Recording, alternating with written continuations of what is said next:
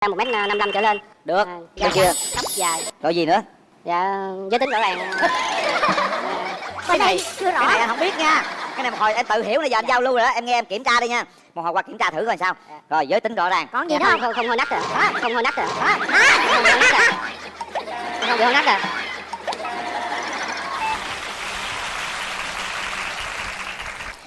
Sao vậy anh Linh? Nhà trai sao vậy? Dữ vậy? Sao mà em kỹ sao em thẳng thắn như vậy? Dạ người ta nói là không có gì làm tình yêu xa cách mà chỉ có hôi nách làm xa cách tình yêu. Em tên là Võ Thành Nam, 27 tuổi, quê gốc ở Bến Tre và hiện tại sinh sống tại Bình Phước. Nghề nghiệp của em là nhân viên văn phòng. Em làm ở Bình Phước luôn hả? Dạ không, em đang sống tại thành phố Hồ Chí Minh học tập. Tức là quê Bình Phước. Dạ. Bây giờ sống tại thành phố Hồ Chí Minh. Dạ. Rồi, đó là sơ lý lịch trích ngang của đàn trai. Mời em đàn gái. Dạ, em xin chào quý vị khán giả đang có mặt tại trường quay. Em xin chào MC Cát Tường và xin chào MC Quyền Linh và xin chào bạn nam bên kia ạ. Rồi em tên gì? Dạ, em tên là Trần Nhật Thảo Vi. Thảo Vi. Dạ, em sinh năm 1993. Em sinh ra tại Kiên Giang và hiện đang làm kỹ sư phần mềm tại công ty DEK Technology ở thành phố Hồ Chí Minh nè. À, quận mấy em? Dạ, quận 1. Rồi, mình ở quận 3, làm việc Dạ. quận 1. Dạ. Rồi, điểm mạnh điểm yếu của em là gì nè? Dạ, điểm mạnh của em là em hòa đồng, dễ tiếp xúc thân thiện. Với lại cũng thích tham gia các hoạt động từ thiện với các hoạt động xã hội. Rồi, còn Dạ. điểm yếu của mình? Dạ, điểm yếu của em là em nấu ăn không có được ngon. Rồi em trai, em điểm mạnh điểm yếu của mình thế nào? Dạ, điểm mạnh của em là có thể chơi hầu hết tất cả các môn thể thao như là bida, bóng bàn, cầu lông. Có bida trong nói hồi lộn với chơi đánh bài nữa mệt. Dạ không mà em không có hút thuốc gì là không đánh bài, Không cờ uống bạc. rượu luôn. Dạ không uống rượu, chỉ có Rồi. uống bia. Rồi có tài lẻ gì không? Dạ em biết làm thơ với lại giải giọng cho Thanh Trì. Làm thơ. Dạ. Giả giọng luôn. Dạ. Rồi bây giờ thử cái coi, làm thơ gì? Dạ em xin gửi bài thơ đến toàn thể mọi người. Bao ngày hẹn ước chào dân, tình yêu ấp ủ một tuần trong tim. Bấy lâu đăng ký chương trình, những ngày anh đợi ghi hình cùng em. Từng đêm nhung nhớ đầy vơi, mơ về em đó khoảng trời bình yên. Sầu vương lòng trót ưu phiền, thầm thương trộm nhớ cô tiên là nàng. Muốn chung một mối tình lan, xin em đồng ý thiếp chàng sánh đôi. Mình yêu nhau nhé em ơi, nguyện thề suốt kiếp, trọn đời bên em. Hay quá anh ơi. Hả? Hay quá. Hay quá hả? Dạ. Rồi, phải chi Nằm mà. mơ thấy nàng tiên ở bên kia đó. Đó, hay quá. Để hồi Ở qua đây, coi bên đó tiên gì đây. tình trường thì sao? Em trải qua mấy mối tình rồi? Dạ, em chưa có mối tình nào. Hả? Dạ. Lúc em còn đi học thì mẹ em nói tập trung học đi để sao nhãn việc học. Tới chừng đủ tuổi đi làm rồi á thì mẹ em nói mới vô làm mà, từ từ đi, tập trung làm. Bây giờ cũng hơi lớn rồi. Nhưng mà không lẽ em không có yêu thầm ai, không có thích ai, rồi trong cơ quan làm cũng không ai theo đuổi mình? Em không thấy luôn á chị. Không thấy luôn? Trời ơi sao khó vậy cô? Kỳ vậy ta? Đàn ông trai quá trời mà không thấy ai luôn hả em? Em không thấy ai đeo đuổi em á anh. Không, trời ơi dễ thương quá. Không thấy ai đeo đuổi hết. Dạ. Nhưng mà em có cảm thấy rằng em thích một cái người đàn ông nào đó chưa? Dạ chưa luôn. Trời đất ơi. Em có cảm giác rằng em thích con trai không? Chưa thích ai sao biết được anh. Chưa Em biết. có cảm giác rằng em thích con gái không? Cũng chưa biết luôn. Trời đất ơi, cái gì cũng không biết hết trơn vậy, ca này khó à. Hoang mang quá. Dễ thương quá vậy thiệt á. Dạ em cảm ơn. Trời ơi, đàn gái hơi bị được đó nha. Anh trai là trải qua tình trường như thế nào rồi? Bên đây là còn trinh nguyên luôn đó. Dạ, dạ em trải qua 3 mối tình. Trời ơi, cái 3 mối rồi. Nhưng mà 2 mối tình trước là mối tình của học sinh sinh viên còn trẻ trâu á. Bây giờ muốn tìm một mẫu người bạn gái như thế nào nè? Dạ em muốn tìm một bạn gái là về ngoại hình là cao 1m55 trở lên. Được, Da bên kia. trắng, tóc dài. Rồi gì nữa? Dạ giới tính rõ ràng. Bên đây chưa rõ. Cái này anh không biết nha. Cái này một hồi em tự hiểu, nãy giờ anh giao lưu rồi đó. Em nghe em kiểm tra đi nha. Một hồi qua kiểm tra thử coi sao. Rồi giới tính rõ ràng. Còn gì Dạ, nữa không, không? không hôi nách rồi. Không hôi nách rồi. Hả? Không bị hôi nách rồi. Không bị hôi nách rồi.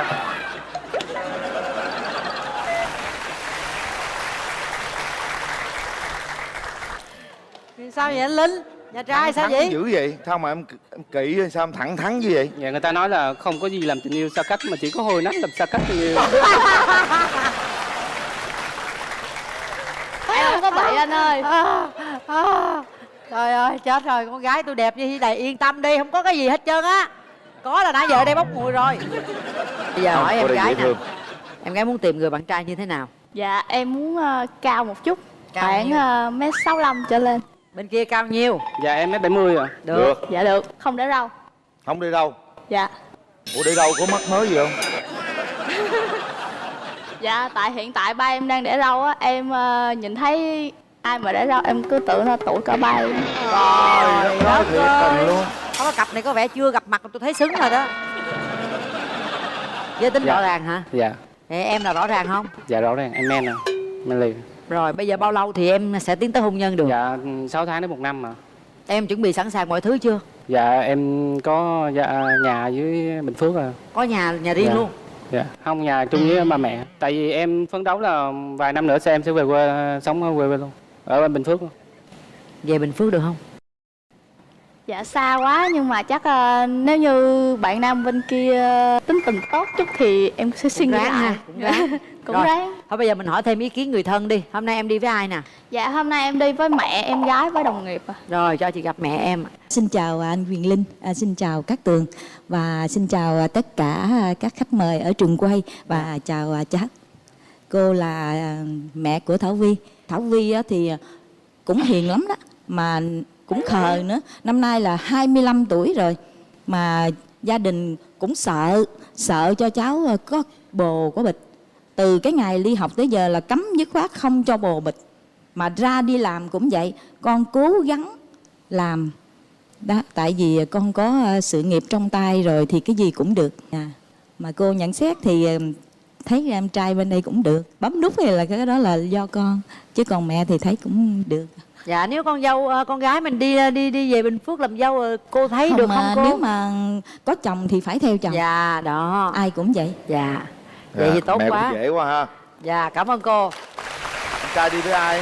Dạ hôm nay em đi với thầy hiệu phó của trường cấp 3 và mẹ và chị gái cùng bạn bè. Lần đầu tiên cho phép chào Quyền Linh và Cát Tường, Dạ. cùng toàn thể quý vị khán giả ở trong trường quay. Tôi là mẹ của bạn Nam. Tôi cũng đam mê cái chương trình này lâu rồi. Dạ. Lâu lắm rồi, bao nhiêu Dạ. năm rồi, nhưng hôm nay mới được lên chương trình. Dạ. Được quá vui.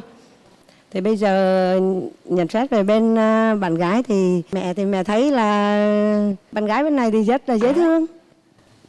Bấm nút thì các con tự quyết định, chứ còn mẹ thì mẹ thấy là ok, Ok. rất là ok. Mẹ ok là được rồi. Hết ạ. Cho em Thầy hiệu phó có nói gì không? Dạ xin chào anh Quyền Linh và chị Cát Tường. Xin chào tất cả các cô chú, các bạn đang có mặt ở trường quay. Thì tôi là trước đây là giáo viên dạy em nam năm lớp 12. Suốt 9 năm qua thì thầy chỉ nói với bạn nữ là một cái điều rất là ấn tượng ở Nam là rất là nghĩa tình. Có nghĩa là dù xa trường rồi xa lớp rồi xa thầy rồi nhưng mà năm nào cũng về thăm thầy hoặc vẫn liên lạc. Và trong cái tình cảm của con người chúng ta thì cái quan trọng nhất là cái nghĩa tình. Còn như mẹ Nam nói thì cái bấm nút là tùy các em. Nam ơi, bạn nữ bên này rất là dễ thương. Ok. Cảm ơn thầy. Cảm ơn thầy. Rồi bây giờ thì chúng ta hãy mở hàng rào ra để cho hai bạn trẻ gặp nhau nhé. Cố gắng lên này Nam. Mở cửa. Cô gái rất xinh xắn đấy. Mở cửa trái tim.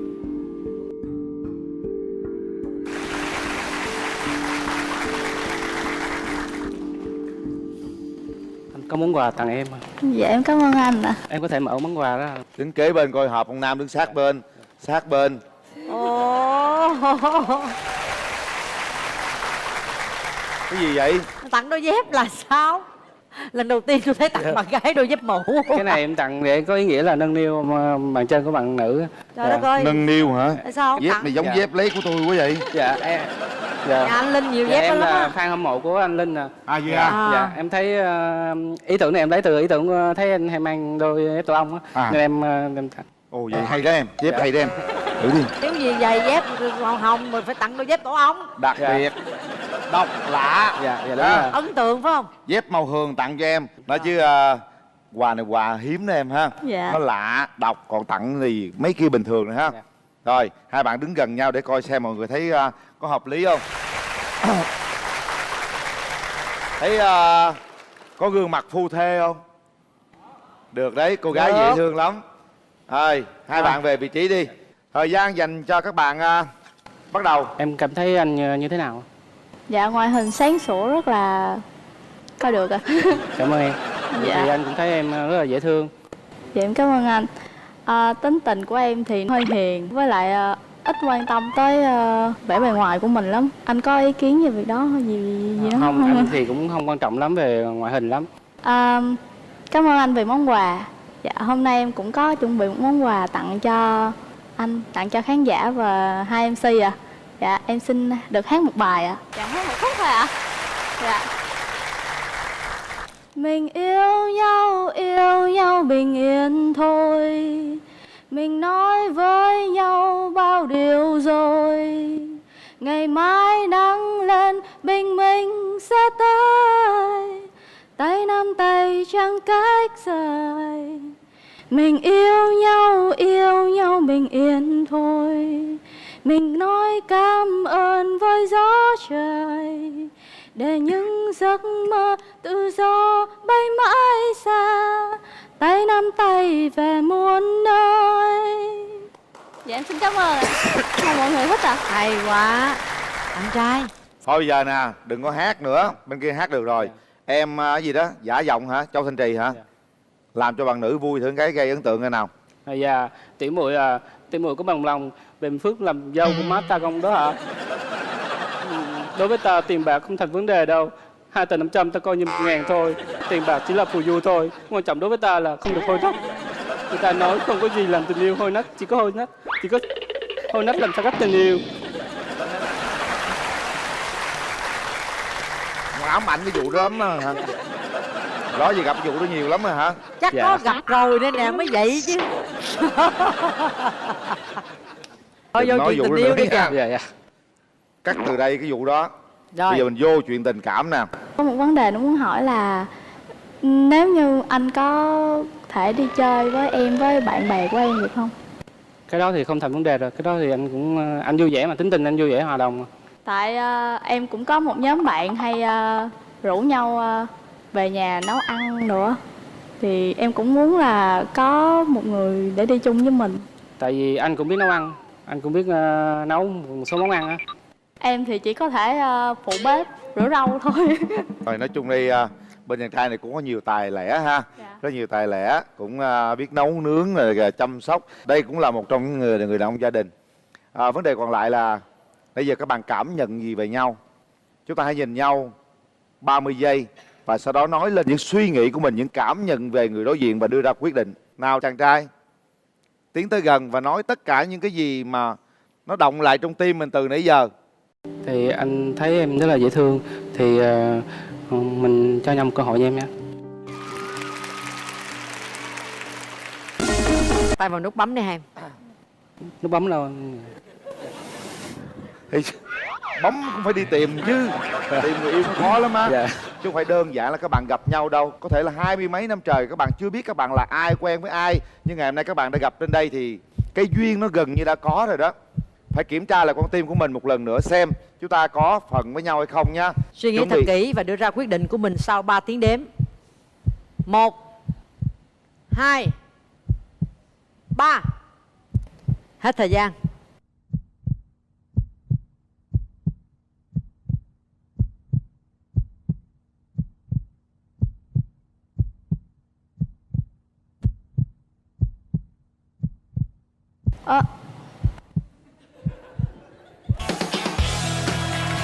Chúc mừng. Mẹ. Tay nhau nào. Bắt đầu từ giờ phút này, giờ phút mà có thể sau này các bạn sẽ ghi nhớ, đó là các bạn đồng ý hẹn hò với nhau trước mặt quan viên hai họ. Vâng, chào cô. Dạ, con xin hứa là sẽ chăm lo và quan tâm cho em, yêu thương em hết cuộc đời. Bây giờ xin bác, cô gái chưa bao giờ có nụ hôn đầu đời luôn đấy. Bác cho phép cháu được hôn em. Đó, thấy chưa? Đó, thấy. Đẹp đôi lắm á. Chưa chắc. Chắc. Chưa chắc. 100% anh Chưa sẽ làm chắc. được. Chưa chắc. Tao nói được làm được mà sao chưa chắc. Vậy hả? Ừ. Con trai mà ai biết được đúng không? Chứ sao mới đúng. Là Nguyễn Minh Tâm, sinh 1983, quê ở Trà Vinh. Hiện đang sinh sống và làm việc ở thành phố Hồ Chí Minh. Làm gì Tâm? Kỹ thuật chỉnh máy trong cơ sở dệt. Rồi còn em? Dạ em tên Lê Nguyễn Bảo Hà, biệt danh là Hà Ghim. Em hiện tại là 34 tuổi. Nghề nghiệp em có hai nghề: huấn luyện viên thể dục thẩm mỹ và nghề thứ hai là dạy tập tạ. Trời ơi. Tại vì cái thời của em á, là gọi là tập tạ không à, chứ bây giờ là người ta gọi là gym á. Tập gym. Gym nói tưởng đâu Hà Ghim. Em có ưu điểm khuyết điểm gì hả? Dạ ưu điểm của em á, là tập tạ. Em tập tạ được bao lâu rồi? Dạ khoảng năm 18 tuổi. Chắc người cứng ngắc luôn á hả? Nói Dạ. nghe nè, bên kia thấy sao nè, có thích ứng nổi hay không nè? Chắc nổi mà. Nổi hả? Bạn hình dung cái người bên đây sao? Hình dung đi. Hả? Bị choáng quá. Bị choáng quá hả? Đó là điểm mạnh của em, còn điểm yếu của em là gì hả? Dạ điểm yếu của em á, là tại vì lúc 18 tuổi em đi tập ra đi dạy, không có biết nấu ăn, sợ ma. Em tập tạ mà em sợ ma sao nó kỳ vậy? Ủa có liên quan đâu gì đâu Tập tạ anh. nó mạnh mẽ, nó phải không sợ Không, ma em chứ. bánh bèo lắm. Ai nói tập tạ nè, ra cơ bắp cuồn cuộn sai rồi. Nó cho mình săn chắc lại đẹp, ba vòng đầy đủ. Chuột em bự hơn chuột của anh luôn đó. Có không? Chuột Dạ. em bự không? Dạ. Cô lớn như nè. Em mấy con? Có 2 con à. Chưa chắc chuột nào bự hơn chuột nào nha. Sợ ma đâu phải là điểm yếu đâu. Cái điểm mà gọi là điểm xấu á, rồi. tức là cái điểm mà không có tốt của rồi. mình là cái gì? Là em hù dai lắm. Rồi cái lúc mà lên cơn kiểu mà nổi điên lên là có đụng chân đụng tay gì với người Không, xung em quanh không chơi vậy đâu, em lấy tạ em chọi à. Trời Trời ơi, tạ đó, nghe đi. kinh choáng luôn hả mà. Điểm mạnh điểm yếu làm sao là Tâm? Dạ điểm mạnh em là em hiền và biết nấu ăn, quan tâm và chia sẻ. Khác bên kia ha. Có khuyết điểm gì không Tâm? Ghét người nói nhiều. Ghét người nói nhiều. Kệ ta ghét gì ta nói nhiều, kệ người ta chứ ghét làm chi. Mình nói nhảm nhảm thì cũng như không có. Người nói hoài em không thích, nhiều khi hỏi em không trả lời. Được mấy mối tình rồi Tâm? Dạ em có 2 mối tình rồi. Mối tình của em chia tay cũng lâu lắm rồi. Mấy năm rồi? Mới đây à, khoảng chừng 10 năm rồi. Trời ơi, ông cũng 10 năm rồi đó. Yêu mấy năm mà chia tay 10 năm rồi? Yêu năm mấy 2 năm à. Tại vì sao quá rồi không có đến nhau được. 10 năm qua là em có người yêu luôn? Không. Em còn cảm giác với con gái không? Em cũng có chuột mà. Nhiều người chuột bự lắm mà không có cảm giác với con gái đó em. Còn em thì sao? Dạ em trải qua 3 mối tình. Mối tình đầu tiên của em á, là em quen lúc em 24 tuổi. Thì lúc đó quen được 6 tháng thì ảnh đòi cưới. Nhưng mà ảnh cảm giác như ảnh hay bó buộc em lắm, quản lý em. Khi mà em biết được đằng sau đó thì em hơi hụt hẫng. Anh chàng đó lên mạng kiếm một bạn đồng giới. Em bị yêu lộn người, lầm người ở cái mối tình đầu tiên. Dạ, tình thứ hai á thì cũng quen được 1 năm. Tới gần ngày đám cưới thì mới phát hiện ra là không hợp tuổi. Thì gia đình không có chấp nhận. Rồi. Mối tình thứ ba thì lúc đó là em cũng hồi hộp rồi. Thấy em khô khan quá hay sao á, thì kiếm đệ tử của em đi ăn nhậu vậy đó. Em không chấp nhận được. Cái tự ái quá cao thì chia tay thôi. Rồi, có nghĩa là ai cũng giữ cái tôi của riêng mình. Dạ. Vậy cũng trắc trở quá hả? Bên đây hiền lắm nha, em trai tôi hiền lắm á. Em gái muốn một cái người yêu sắp tới của mình như thế nào? Tính của bạn thì ít nói. Con trai đừng có bảo thủ quá. Con gái tụi em á thích con trai là nói được và làm được. Được không? Được. Mà không nói mà làm được thì cũng được. Không nói cũng làm. Cái công việc của em á, lương là mình có đủ sống không cưng? Dạ dư chị. Cái phần dư đó có thể nuôi được vợ đúng không? Vợ con nuôi được mà. Cùng xây dựng tổ ấm chứ đừng có nghĩ là vì vấn đề gì đó mà mình chia tay với bạn trai. Em đã làm được thì em phải xài được. Và em không muốn bạn trai em phải nuôi em. Tức là em muốn tự lập trong Dạ. cái vấn đề tài chính của mình Dạ, đúng không? hồi đó giờ em tự lập từ đó Được. giờ. Em trai em muốn người yêu của em như thế nào? Hiền. Đô con không? Dạ mập mập cũng được. Mà tỷ dụ không mập thì sao? Cũng được luôn. Tao cũng được hết hả? Cũng được. Muốn vợ quá rồi đúng không? Cũng muốn lắm mà. Muốn lắm rồi hả? Em thích bạn gái mình truyền thống hay là hiện đại? Em không quan trọng điều đó. Chỉ quan trọng bạn gái là biết lo lắng và biết chia sẻ lúc em này kia thôi. Nếu người vợ mình Chăm mà sóc. ăn mặc kêu gọi chút xíu, hơi sexy chút xíu. Thì tùy theo lúc thôi chứ đám tiệc thì được. Có thể xăm đâu đó nhỏ nhỏ thẩm mỹ chút được không? Xăm nhỏ được, đừng xăm bự trắng ghê quá. Cái người đàn ông mà đầu tiên vô nhìn là em phải đánh giá cái gì đầu tiên? Em nhìn vô cặp ngực. Ngực tấn công mông phòng thủ. Ngực tấn công mông phòng thủ. Nhân thể thao bụng cao hơn ngực. Chào xíu em đứng coi coi. Thể thao bụng cao hơn ngực. Nhân thể lực. Bà mối coi kiểm tra coi ngực tấn công mông phòng thủ không? Được không? Ngon ạ. Ok. Được không? Rồi. Ok. Đó, được rồi. Ok. Rồi gì nữa? Nâu nâu nhìn lâu thêm ghiền. Không còn gì để nói nữa. Y chang luôn. Nhưng mà hôm nay em đi với ai? Dạ ba mẹ em với anh em. Chào bên đàn gái à. Trước tiên xin cảm ơn chương trình, cảm ơn hai MC dễ thương. Như mà nghe lời ba với mẹ là 10 mấy 20 tuổi rồi cưới nó rồi. Thành ra bây giờ quyền quyết định là do hai cháu nó thôi. Thì bác trai nhìn cái bạn này bác trai thấy thì sao? Cái này để thằng anh nó phân tích. Dạ, kính chào chương trình và chào hai MC. Chào Em trai bên đây thì cũng là ok đó. Tự nhiên thì do hai đứa thôi, cho mẹ bổ sung. Thấy cháu trai đây thì cũng được, hiền, chất phác, chứ không có mà như là đua đòi. Thì để Bảo Hà với cháu để quen thời gian như thế nào, chứ giờ nói thì không được. Cô có yêu cầu gì bên đàn trai không? Nó thật thà quá trời rồi còn yêu cầu gì cho cháu nữa. Dạ mà nói chuyện cũng được, chứ không phải là thật thà mà không nói chuyện. Em đi với ai? Dạ em đi với anh họ. Chào chị Hồng Vân, chào anh Quyền Linh, chào trong khán phòng. Em mình thì nó tính nó thiệt thà, nhút nhát quá. Nhưng mà nó có cái là nó không chịu là nó không chịu à. Mình thấy bạn gái bên này thì rất là dễ thương, vui vẻ, hoạt bát, cá tính mạnh, thể bổ sung cho em mới được. Rồi, cảm ơn đàn trai. Rồi, hai bạn đã nghe ý kiến hai bên rồi ha. Bây giờ mình gặp mặt coi sao nha. Rồi, mở rào.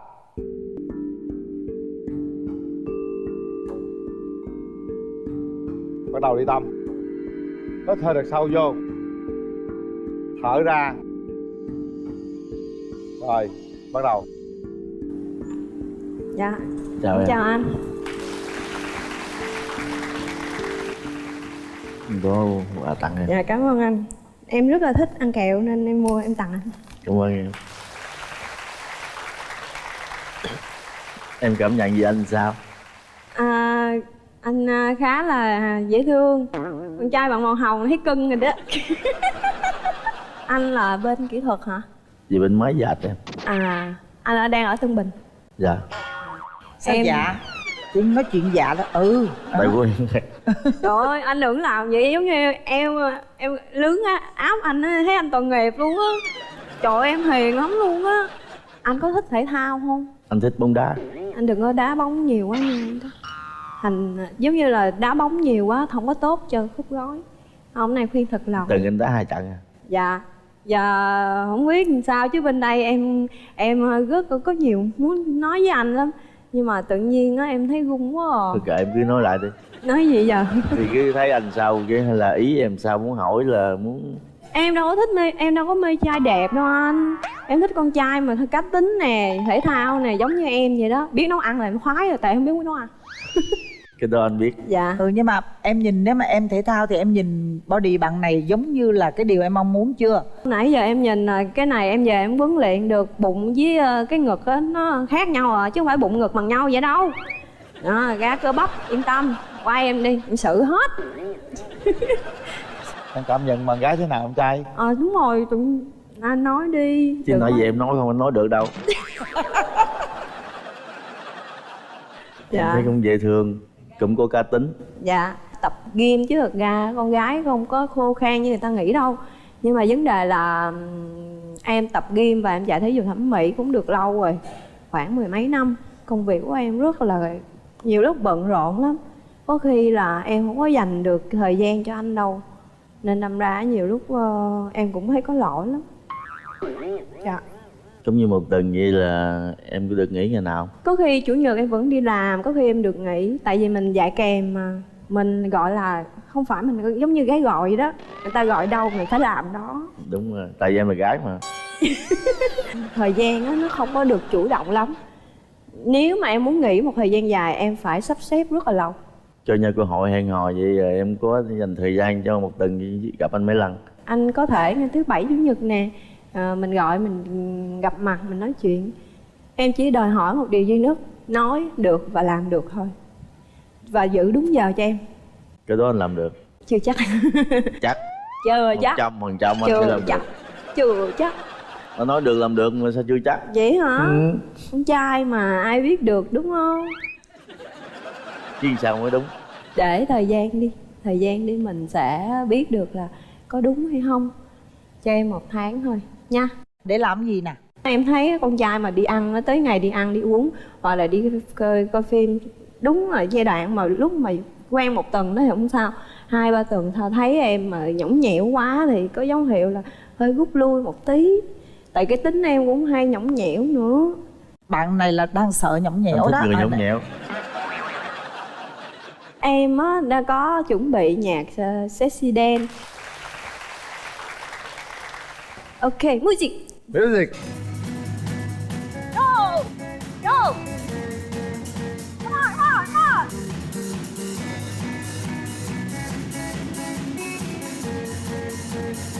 Nè, lấy cái tay đánh eo. Eo, eo, lượn, lượn, lượn. Anh gồng lên đi, gồng lên. Lên, lên, lên cơ. Ồ, chuột to nha. Hay. Come on, come on. Go, go, go, go. Go, 1, 2, 3, đi. Come on. Anh.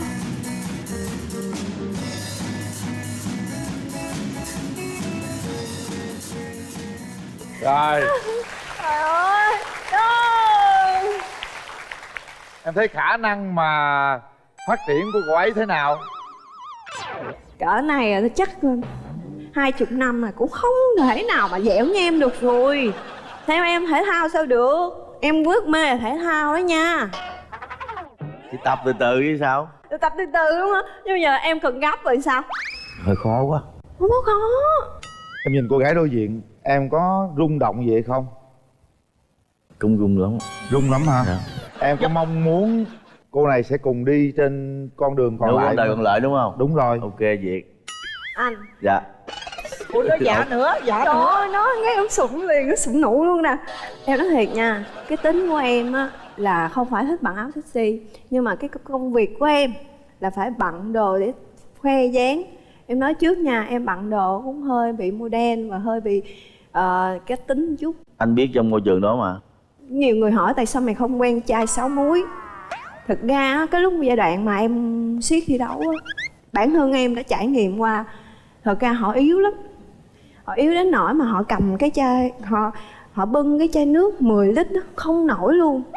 Ẵm một con chó cũng không nổi. Thì cái đó nó giống như là nhìn vậy mà không xài được. Hiện tại em nhìn ảnh này màu hường là em thích rồi. Tại màu hường nhìn thấy cưng lắm luôn. Đã vậy cái da nâu nâu nhìn lâu thêm ghiền nữa, nhìn dễ thương. Chịu không? Chịu. Thiệt không? Chịu like luôn á. Chịu like Rồi. luôn rồi Dạ đó. chịu like luôn. Bây giờ có thể hai đứa tiến Linh ơi. tới nắm tay để cảm nhận về nhau đi. Hai đứa nắm tay rồi nhìn vô mắt nhau, rồi cảm nhận thế nào đó, cảm xúc thế nào nói đi. Dạ dễ thương, mắt 2 mí. Ủa trời ơi thấy cưng quá ha. Cũng cứng lắm á anh. Dạ rất là cứng luôn á. Có tập gym quá chưa? Hồi đó có, bây giờ không có. Vậy hả? Mai mới em dạ anh, em kèm ghiền anh. 1 kèm 1. Rồi em trai nắm tay y nguyên. Em cảm giác thế nào, em nói với cổ đi, em cảm giác thế nào? Rung quá không biết nói sao. Anh đừng làm em xúc động quá. Giống như em ăn anh. Thật sự luôn á. Nè đến bình tĩnh nè. Rồi em truyền sức mạnh nha anh. Nói 1, 2, nói. Không biết nói gì luôn á. Thôi từ từ mình. Cầm hoài luôn á. Cầm hoài luôn á. Cầm tay vẫn cầm tay đi. Có nữa hả? Thôi ảnh phải hôn em chứ, bắt bớ vậy em hôn ảnh. Nè hôn không? Không. Không. Hôn không? Không liền. Hắn nói là làm, đã nói đó. Bấm nút rồi tôi với ông bấm chắc luôn. Chuẩn bị sau 3 tiếng đếm. Bấm hay không bấm là quyền các bạn nha. 3, 2, 1. Hết thời gian. Cuộc kết rất đẹp. Nắm tay. Bây giờ mình là đường đường hẹn hò rồi. Dạ con xin phép bắt trai bắt gái. Anh trai cho con được hẹn hò với bé Hà. Nếu hai đứa con có duyên đến với nhau thì con sẽ chăm sóc bé Hà và tựa một bờ vai lớn vững chắc để cho bé Hà. Em xin phép hôn bé Hà bên nữa.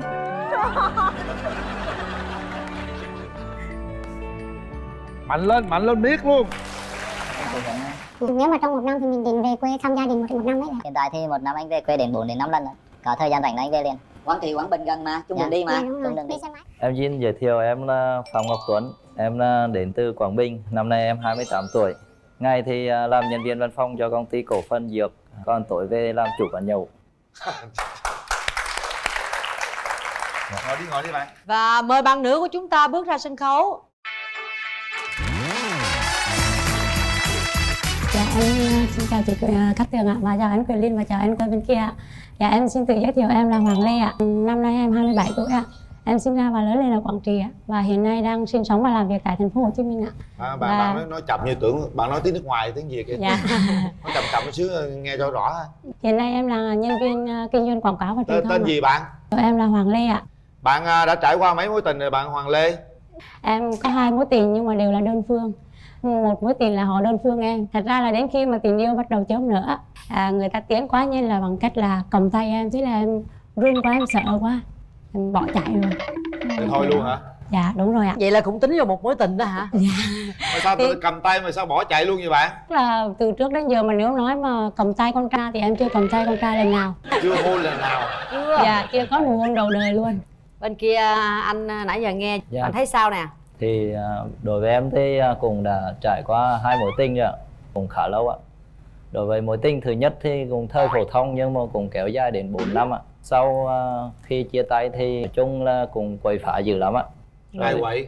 Em quậy ạ. Em quậy gì? Em cùng ăn chơi, nhậu nhẹt, chơi đủ thứ ạ. Cả đồ rồi số đề, bài bạc. Trời đất ơi! Là mình buồn quá vậy? Mình buồn quá Dạ. mình chơi hả hay sao bạn? Dạ, thì lúc đó là em cũng buồn rồi, em cũng chán nản mọi thứ rồi em ăn chơi vậy ạ. Sau một thời gian thì em gặp đây một bạn gái, em từ bỏ tất cả mọi thứ thì bắt đầu học lại. Ra trường một thời gian đi dạy ở trường trung học phổ thông ở Gia Lai ạ. Vì bạn gái sinh sống ở Sài Gòn này, em cùng bỏ công việc dạy ở ngoài Gia Lai rồi em vào Sài Gòn em lập nghiệp ạ. Sau khi chia tay bạn có trở gì về cái chuyện cũ không? Giờ là em chỉ thủ làm ăn ạ. Bên kia có muốn về làm bà chủ quán nhậu không? Thì em thấy là khả năng nhậu của em cũng rất là ok. Nhậu. Người ta đã từ bỏ rồi đó, còn rủ Dạ rang không đi. phải, ý là em nói nhậu ok có nghĩa là em biết chừng mực. Em có thể nhậu mà có thể nửa cái không say. Mà em chưa bao giờ nhờ người khác chở về. Khi em nhậu em biết chừng mực đến cái đoạn nào là em dừng được. Thì nếu mà nói về làm bà chủ quán nhậu thì có khả năng là mình có thể là Thôi về quản lý tài chính được ạ. Quản lý được ha? Dạ quản lý được. Có thể Vậy là ok rồi. nhiều người nhận xét em là một người tomboy. Và có một đặc biệt là em rất là thích thể thao, mà đặc biệt là bóng đá. Em là fan cuồng nhiệt của MU luôn á. Em có đá không hay là em chỉ xem thôi? Bên Dạ này em có cũng đá fan luôn. bóng đá Có đá luôn? Dạ có đá luôn. Em đá ở vị trí nào? Dạ tiền vệ chị. Tiền vệ? Dạ Dữ tiền ta. vệ. Rồi bữa nào đi đá banh với anh Huyền Linh nha. Anh đá dữ lắm. Dạ chắc là hy vọng cũng mong được như vậy hả chị? Hay Em có. ơi, em Quảng Trị vào em hát một bài nào đó về Quảng Trị đi em. Thôi đến với chương trình này thì em cũng có một cái bài hát để chuẩn bị trước tặng cho bạn Nam và tặng cho chương trình. Rồi. Dạ. Cảm ơn những điều đưa ta đến bên nhau. Cảm ơn từng lời nói qua màu. Giấc mơ mình cùng xây đắp trao nhau. Nắm tay và đi hết cuộc đời. Em ở Quảng Bình hả? Dạ. Thế mạnh em nhất là gì? Đam mê thể thao. Cũng là bên này cũng là một fan của MU luôn đấy. Ồ. Bây giờ muốn người phụ nữ như thế nào? Giờ duyên tới nó tới à. Chứ chơi cho sao thì nhận vậy thôi. Nhưng mà có cả tính là được rồi. Vui vẻ nói nhiều. Không thích gì người phụ nữ? Xê xoa này, xăm nhuộm. Nhuộm tóc? Dạ. Nhuộm tóc mắc gì không thích, phụ nữ thì Dạ nhuộm tóc không, đẹp nhuộm. chứ. Anh ơi có thể màu nào được anh có thể tùy màu nào. Nhuộm ở đây là ý em nói là nhuộm nó loe loẹt quá hả chị? Có đặt ra cái chuẩn người bạn nam của mình là như thế nào? Tiêu chuẩn đầu tiên mà đặt lên hàng đầu đối với em là hiếu thảo và lễ phép. Còn về sở thích thì cùng bóng đá với em là rất là ok rồi. Vì em có thể ngồi nói chuyện bóng đá với anh ấy còn cả ngày cũng không sao. Anh ấy cao khoảng 1m68 trở lên là được. không mập không gầy, vui vẻ và hay cười là được, vì em là người hay cười mà em cũng nói nhiều lắm, cho nên là nếu mà anh ấy cười nhiều với em thì em không bị lạc lõng. Rồi được rồi, để chị coi. Chào chị. Nói chuyện sao mà rề không có sức sống gì trơn vậy? Thanh niên mạnh khỏe người ta mới dám lấy chứ. Con chuột bự lắm mấy chị. Chuột đó mà chuột lắc cái chuột. Có là chuột này đi ăn chưa về ạ? Giờ mình lấy vợ thì mình ở đâu? Em nghĩ là định cư ở Sài Gòn luôn. Có nhà cửa gì chưa? Có Dạ, tương lai sẽ mua. Bây giờ đang đi được đến bao nhiêu phần đường đến tới cái tương lai đó rồi? Vừa rồi thì em vừa mới mở rộng quán nên chắc là phải tầm cỡ khoảng 1 năm nữa mới có. Quán làm ăn ổn định không? Dạ ổn định chị. Đêm ít nhất thì cũng 15 bàn. Dạ cũng ổn định rồi. Khi nào kết hôn được? Em nghĩ nếu mà chờ sự ổn định thì ở tầm 1 năm, còn không thì ra riêng cưới liền. Bao nhiêu nhân viên chạy bàn? Hiện tại thì đang 4, còn đang bảng tuyển thôi, chưa thấy ai vào. Rồi để tuyển cho người nữa là 5. Được, ổn định.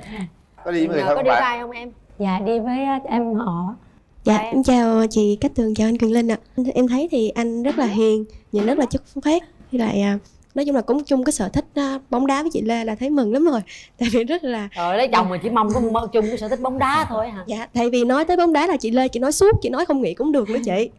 Nên có người chung mình sẽ rất là mừng lắm. Mùa đá bóng rồi coi đá banh rồi coi gì cơm nước chồng con gì khỏi lo luôn hả? Dạ em mê thì em mê, nhưng mà khi không mà coi trực tuyến được thì trực tiếp được thì em có thể coi gián tiếp. Và em thấy là hai người có xứng đôi với nhau không? Dạ thì em nghĩ là cái này là một phần là do chị Lê đó, nhưng mà theo em thì em thấy là hai người rất là hợp. Nói chung em cũng khó chịu, nói chuyện Rồi, bóng đá cảm ơn hoài em. cũng mệt đúng không?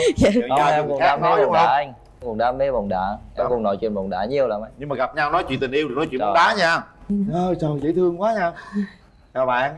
Nhìn rất dễ thương. Bây giờ anh nghe cái giọng bên kia anh nghĩ là chắc già lắm. Cái giọng chắc khô khan lắm. Bởi vì vậy cho nên em mới é là cứ con trai mà thấy gặp mặt em là cứ nhìn mặt thì khác mà giọng thì khác à. Giọng và người nó khác nhau đấy. Dạ đúng rồi. Dễ thương. Anh chàng bên đây cũng rất là giỏi, thầy giáo nè, chủ quán nè, tức là có ý chí phấn đấu nè, rồi nấu ăn nữa. Rồi. Bà xí nha, nói chuyện là tình yêu nha, không có bàn chuyện bóng đá nha. Rồi, 2 phút bắt đầu. Dạ. Anh cho anh. Anh gửi anh nha. Dạ em cảm ơn. Coi như lần đầu gặp. Dạ cảm ơn. Rồi. Em thấy em thế nào? Với anh thì anh cũng thích một con người phụ nữ thì có cá tính, vui vẻ, nói nhiều. Còn về sở thích thì anh cũng thấy giống anh rồi đấy. Dạ, vài bữa dẫn em đi coi MU đá Không nói chuyện bóng đá.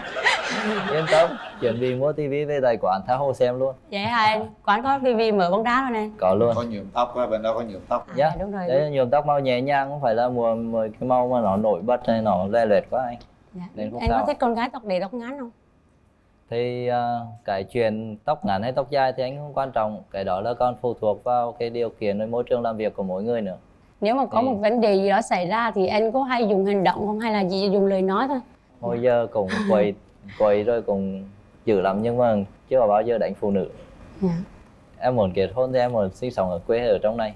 Dạ, em đã xin ba mẹ vào đây định cư lập nghiệp trong này là em quyết định ở trong này rồi. Đó là ước mơ của em. Hướng nữa đấy. Nếu mà trong 1 năm thì mình định về quê thăm gia đình một năm đấy. Hiện tại thì 1 năm anh về quê đến 4 đến 5 lần rồi. Có thời gian rảnh là anh về liền.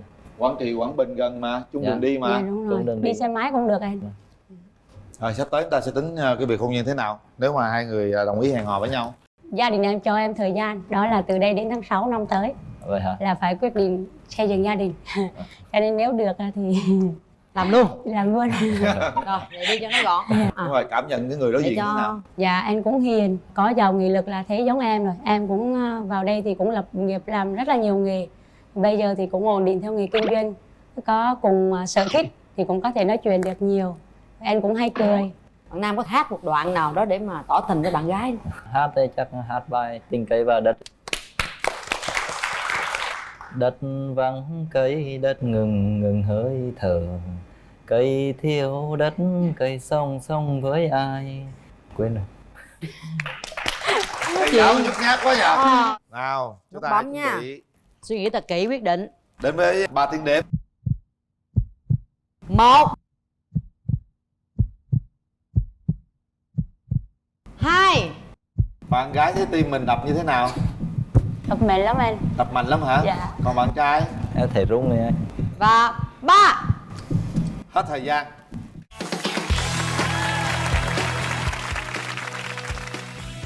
Cô gái này chưa nắm tay chàng trai nào đấy. Tại em thấy giờ nó trái tay lắm anh, nằm chắc là sơ đấu ấy. Để cứ nắm đi, người ta chưa có cái nắm tay nào mà để nó đàng hoàng hết á.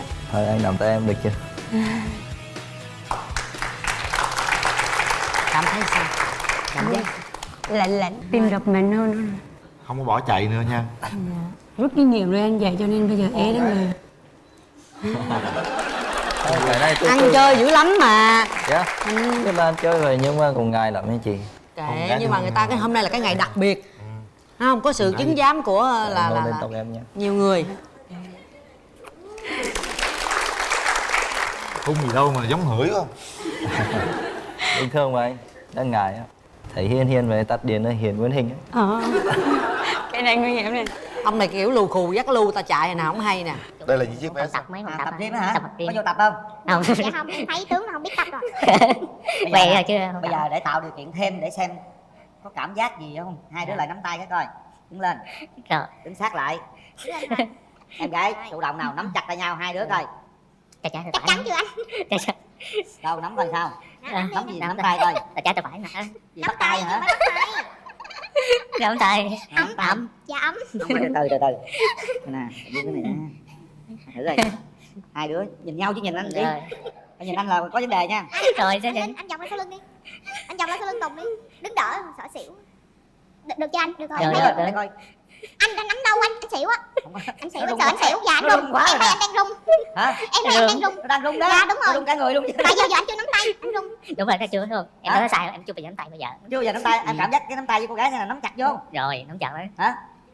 Bây giờ nắm tay nhìn cái mặt người ta trời ơi, ông này rồi ngàn năm có một. Rồi được anh. Thấy sao? Dạ ấm. Hả? Tay ấm. Ấm rồi sao nữa? Em nhìn thẳng mắt cô gái này coi. Nhìn thẳng mắt cổ. Rồi. Nói gì với cổ đi. Nhìn thẳng vô mắt đừng có nhìn ai chứ đó. Dạ em tên là em xin nhận giới thiệu là anh chào Quyền Linh và chị Nam Thư.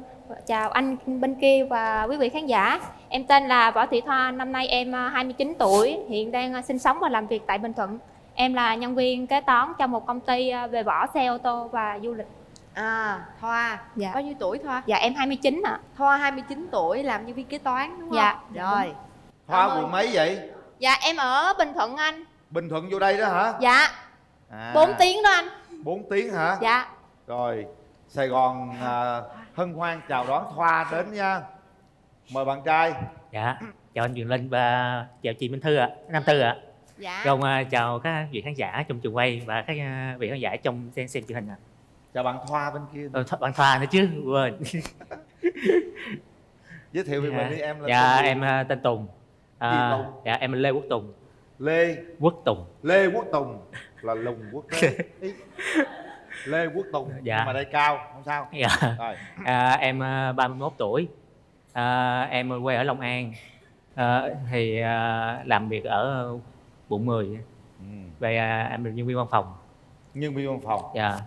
Em ba mấy tuổi? Dạ 31. Tuổi con gì ta? Tuổi rồng. Tuổi rồng hả? Còn kia 20 mấy? Dạ 29 ạ. Tuổi gì? Dạ tuổi con ngựa rằn á anh. Con gì? Dạ con ngựa rằn. Sao biết con ngựa rằn? Dạ con ngựa là nó phải có vằn á anh, gọi là ngựa vằn. Ngựa rằn. Ngựa với rồng hả? Dạ ngựa vằn hả, chứ không phải ngựa ngựa rằn. vằn ha. Dạ. Rồi hai đứa thấy hợp không? Để coi Tý Sửu Dần Mẹo Thìn Tỵ Ngọ Mùi cũng được. Quan trọng là tướng thôi. Dạ. Rồi mình nói chút xíu về cái điểm mạnh điểm yếu của mình đi. Em thì rất là thích tiếp xúc nhiều người, nhưng mà nhược điểm cũng là ưu điểm cũng là nhược điểm. Là em rất là nhút nhát. Sao? Rất là nhút nhát. Nhút nhát. Là trong đám đông thì rất là dễ tiếp xúc, nhưng mà khi có một ai thì dễ bị khớp lắm. Là có một người ở tượng là dễ bị khớp trong đám đông đó. Rồi có cái tật xấu gì không? Em thì hay đã giận vô cớ gì không? Giận vô cớ vu vơ. Vu vơ. Nhưng mà mau hết giận không? Mau hết giận lắm. Được. Nhưng Dạ. mà giận vu vơ, mà giận vô cớ mà giận lâu nữa là mệt lắm nha. Dạ. Mời đàn gái. Dạ tính em thì là ưu điểm là người vui vẻ, hòa đồng, siêng năng chịu khó, có tính độc lập, không phụ thuộc vào gia đình. Còn nhược điểm là em hay cứng đầu, lèm bèm, sống nội tâm, ít có chia sẻ với lại người thân hoặc là bạn bè. Cứng đầu là cứng cỡ nào cưng? Dạ có nghĩa là ví dụ như em mà làm đúng mà bên kia nói em làm sai là em phải cãi chừng nào cho em làm đúng được thôi, chứ còn em mà không có nhất quyết là em phải như vậy được. Dạ. Tức là đúng, sai dạ là đúng sai, rồi, đúng không? nó phải rõ ràng. Rõ ràng.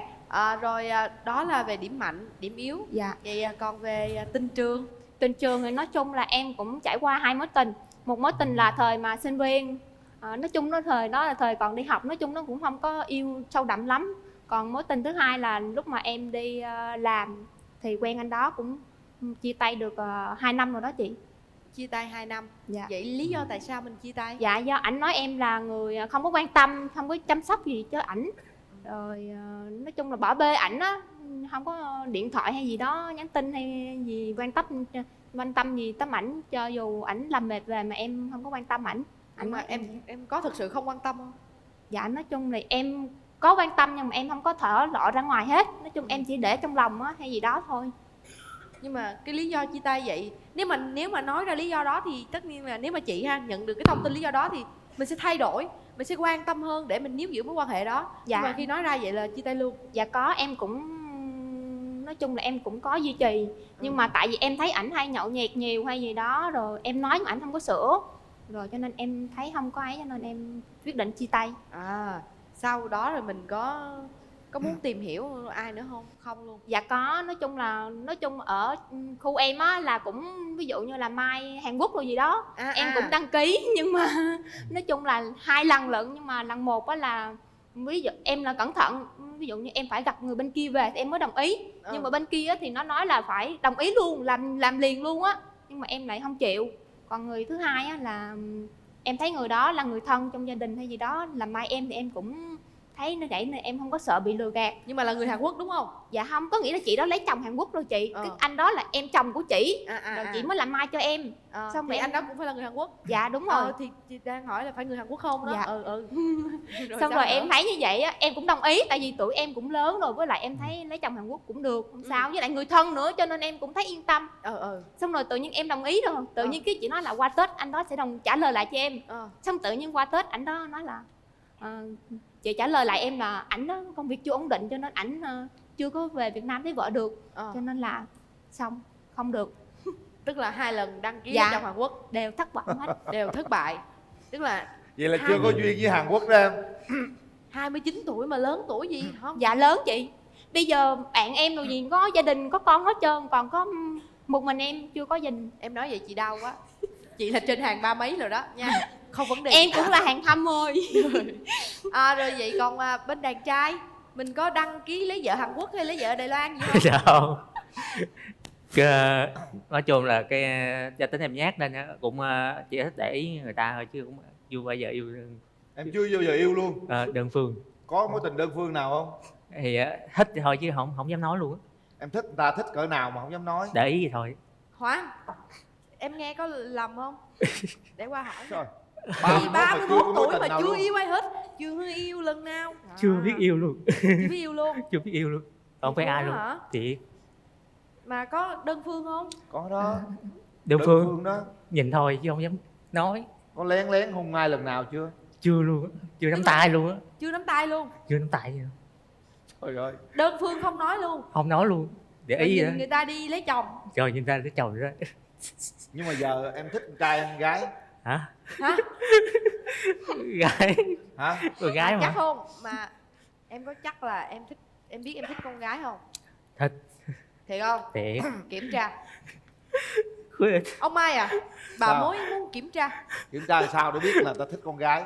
Kiểm tra bài kiểm tra chất lượng của chúng ta. Kiểm tra gì? Trời ơi, có những người rất là 6 múi, 10 mấy múi nhưng mà không thích con gái là vẫn không thích con gái. Kiểm tra bình thường, kiểm tra làm sao để biết được người đó là con trai thì mới là đúng được. Vậy là phải kiểm tra làm sao mới biết được. Cái này tôi không kiểm tra được.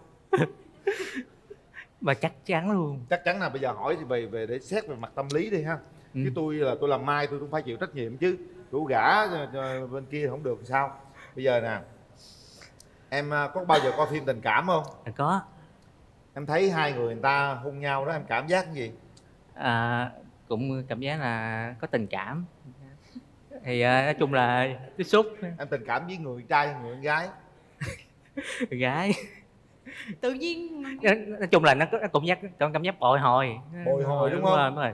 Hồi Thấy hộp. hai người ôm nhau có bồi hồi không? Bồi hồi. Có bao giờ nằm mơ thấy mình hôn một ai đó không? Cũng có. Được, cái này cũng có cảm giác. Nhiều khi không thấy luôn á. Nhưng mà tại sao 31 tuổi mà không có nắm tay ai, là sao em nhát tới mức vậy hả? Chắc tại ngại, tại sợ. Ngại hả? Em cũng muốn lấy vợ không? Để lấy. Muốn lấy chồng không? Không. Tôi hỏi cái chuyện này là ông phải thực sự chịu trách nhiệm nha. Ok, nãy tôi hỏi sơ qua cái, tôi hỏi nhanh đáp nhanh để coi có rối lộn không á. Đúng rồi. Thành ra trong tâm lý là người ta thử như thế. Mà từ vậy qua một cuộc sơ chừng 30 giây tôi đã hiểu đây là người đàn ông đích thực.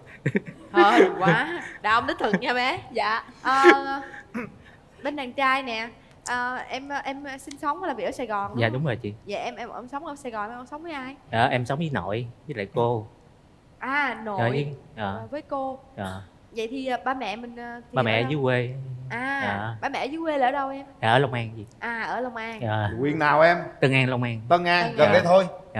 Vậy mẫu người bạn gái lý tưởng của em là gì? Em thích dạng người gái là đơn giản, với lại chăm lo. Nói chung là hai người cùng chăm lo qua lại. Tại em cái quan trọng là kiếm gần nhau để có gì chạy qua chạy lại cho nó tiện, có thể chăm lo hai bên cùng lúc cũng được. Nói chung quán xuyến gia đình ok. Đó là về tính cách ha. Chăm lo gia đình, biết nghĩ với gia đình đúng không? Rồi. Vậy thì còn về ngoại hình? Ngoại hình thì cũng được, cũng khoảng như người bé bình thường thôi, khoảng 1m58 hoặc 1m6 cũng được. Nhưng mà em nãy giờ em nghe rồi đó, bạn gái bên này á là Thoa bên này là ở Bình Thuận đó. Mà bạn gái này ở Tánh Linh hả ta? Em ở đâu Thoa? Em ở La Ghi ạ. La Ghi xuống nữa. Cũng gần thôi em. Cũng không gần. sao trời. Cái điểm gì mà em không thích ở phụ nữ nhất? Thì thích thì cái gì đừng có gì nói liền, tại cũng vì mình đàn ông lúc nào cũng phải nghĩ cho lúc mà cũng oán trong gia đình á, nên lúc nào họ phải nghĩ là người ông sẽ nghĩ trước là sẽ là quán xí trước, nên có khó khăn á thì đừng nghĩ là họ không có giải quyết liền, mà họ đang suy nghĩ cách hướng giải quyết, chứ đừng có bắt ép đút thúc quá, là đừng có dùng cái gì đó nó nặng hay gì đó. Chị chưa hiểu luôn. Tức là điểm không thích ở phụ nữ, ví dụ những điểm sau với thể là xe xua, xe xua quá không thích, nói nhiều quá không thích, hoặc là sống hoặc là không biết điều quá, hay như thế nào cụ thể? Đừng có tức là đàn trai nói là không muốn phụ nữ dùng áp lực để bắt người ta phải làm cái này làm kia, đúng không em? Đúng rồi. Đúng rồi. Tức là để tự nhiên nó làm chứ đừng có áp lực quá. Tức là không thích người khác đặt áp lực lên mình. Đúng chưa? Đúng rồi. Rồi chị hiểu rồi. Áp đặt, không thích áp đặt. Không thích áp đặt. Rồi chị xíu, em còn điểm nào mà em không thích ở người đàn ông? Dạ gia trưởng, nhậu nhẹt nhiều, nói nhiều, đầu tóc bị hói. Tóc bị hói á. Hơi thôi được không em? Hơi thôi được không? Hơi hả chị? Bên đây có hói mà hói hiền hòa. Nhẹ nhàng thôi. Dạ nhẹ nhàng thì được ạ. Chứ hói nhiều quá nhìn thấy nó xấu. Hói nhiều có gì đâu mà sợ. Dạ nó xấu anh. Rồi gì nữa? Có vũ phu không? Dạ có. Không vũ phu ha. Dạ. Đó là những điểm em không thích.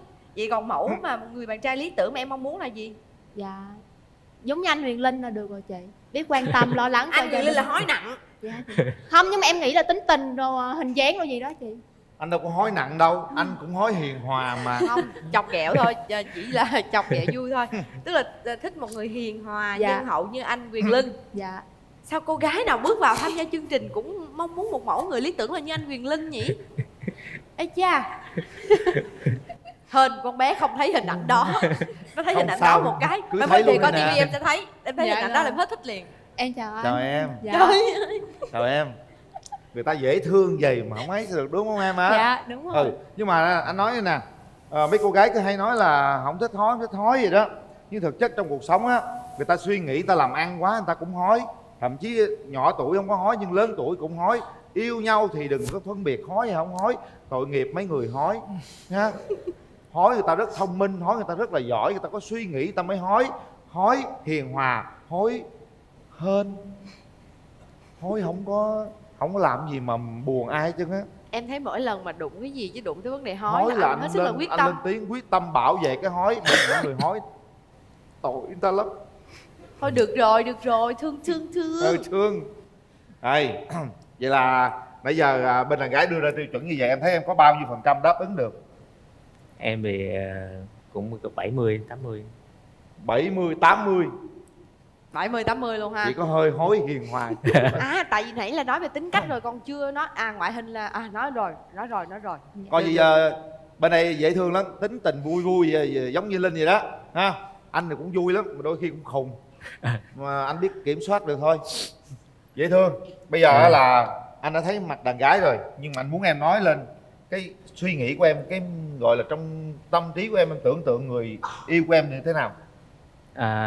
Giống như là một con người gái nó thùy mị, đơn giản và biết quán xuyến là được. Rồi gì nữa? Hiền. Bên đây cũng dễ thương, hiền. Cái gì nữa?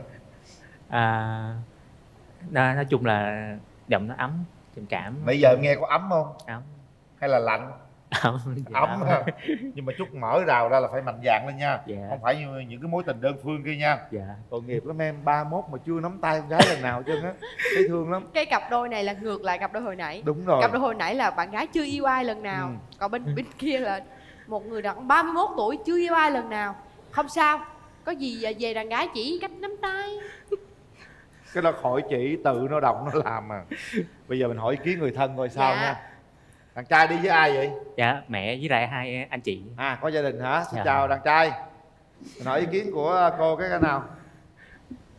Dạ, xin chào Quyền Linh với lại cô Nam Thư. Rồi, chào đàn trai. Dạ. Trước tiên là nói anh Tùng trước đi. Tùng nói chung là hồi nhỏ giờ là nó con trai thật sự. Mình sinh ra mình biết nó con trai thật sự. Còn vấn đề tại nó hiền quá, thành thử ra nó không nhát gái nữa, không có dám tỏ tình với ai hết. Thích người ta nhưng mà không dám tỏ tình. Dạ.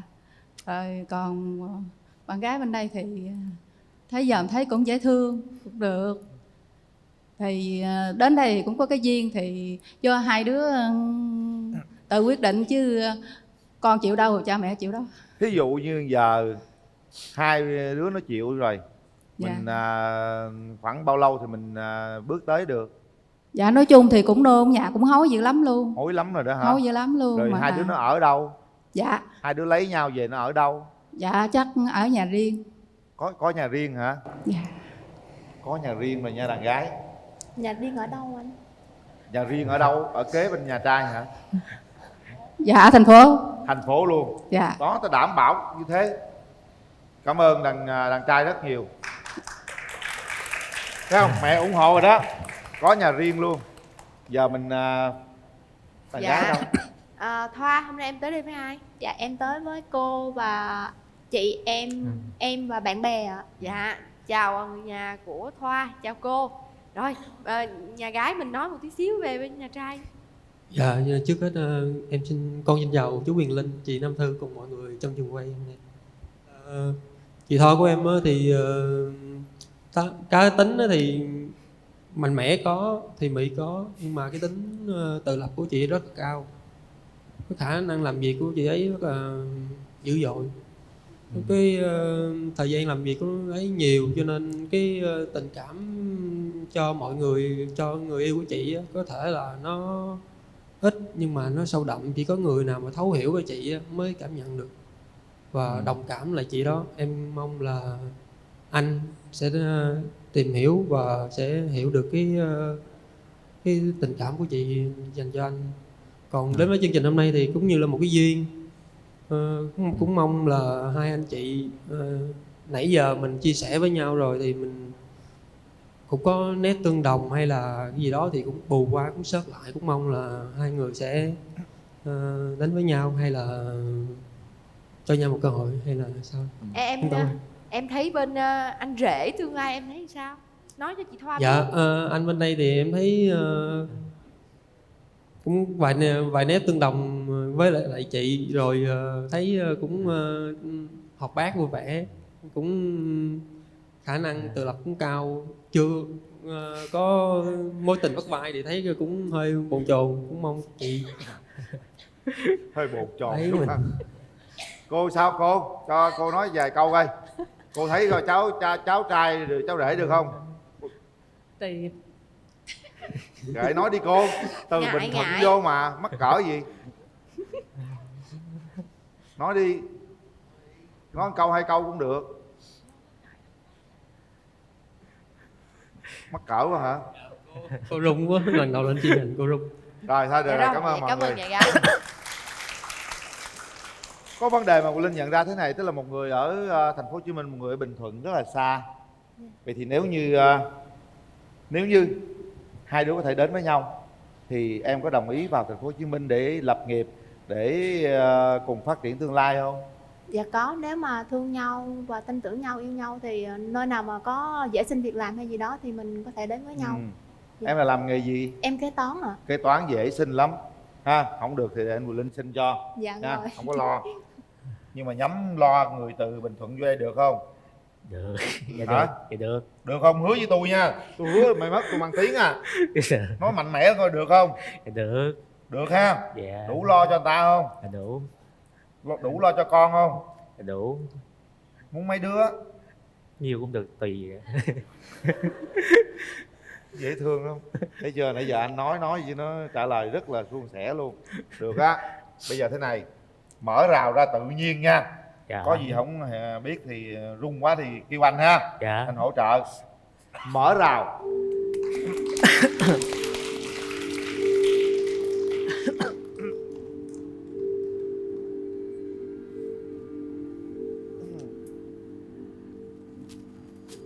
Chị em say qua.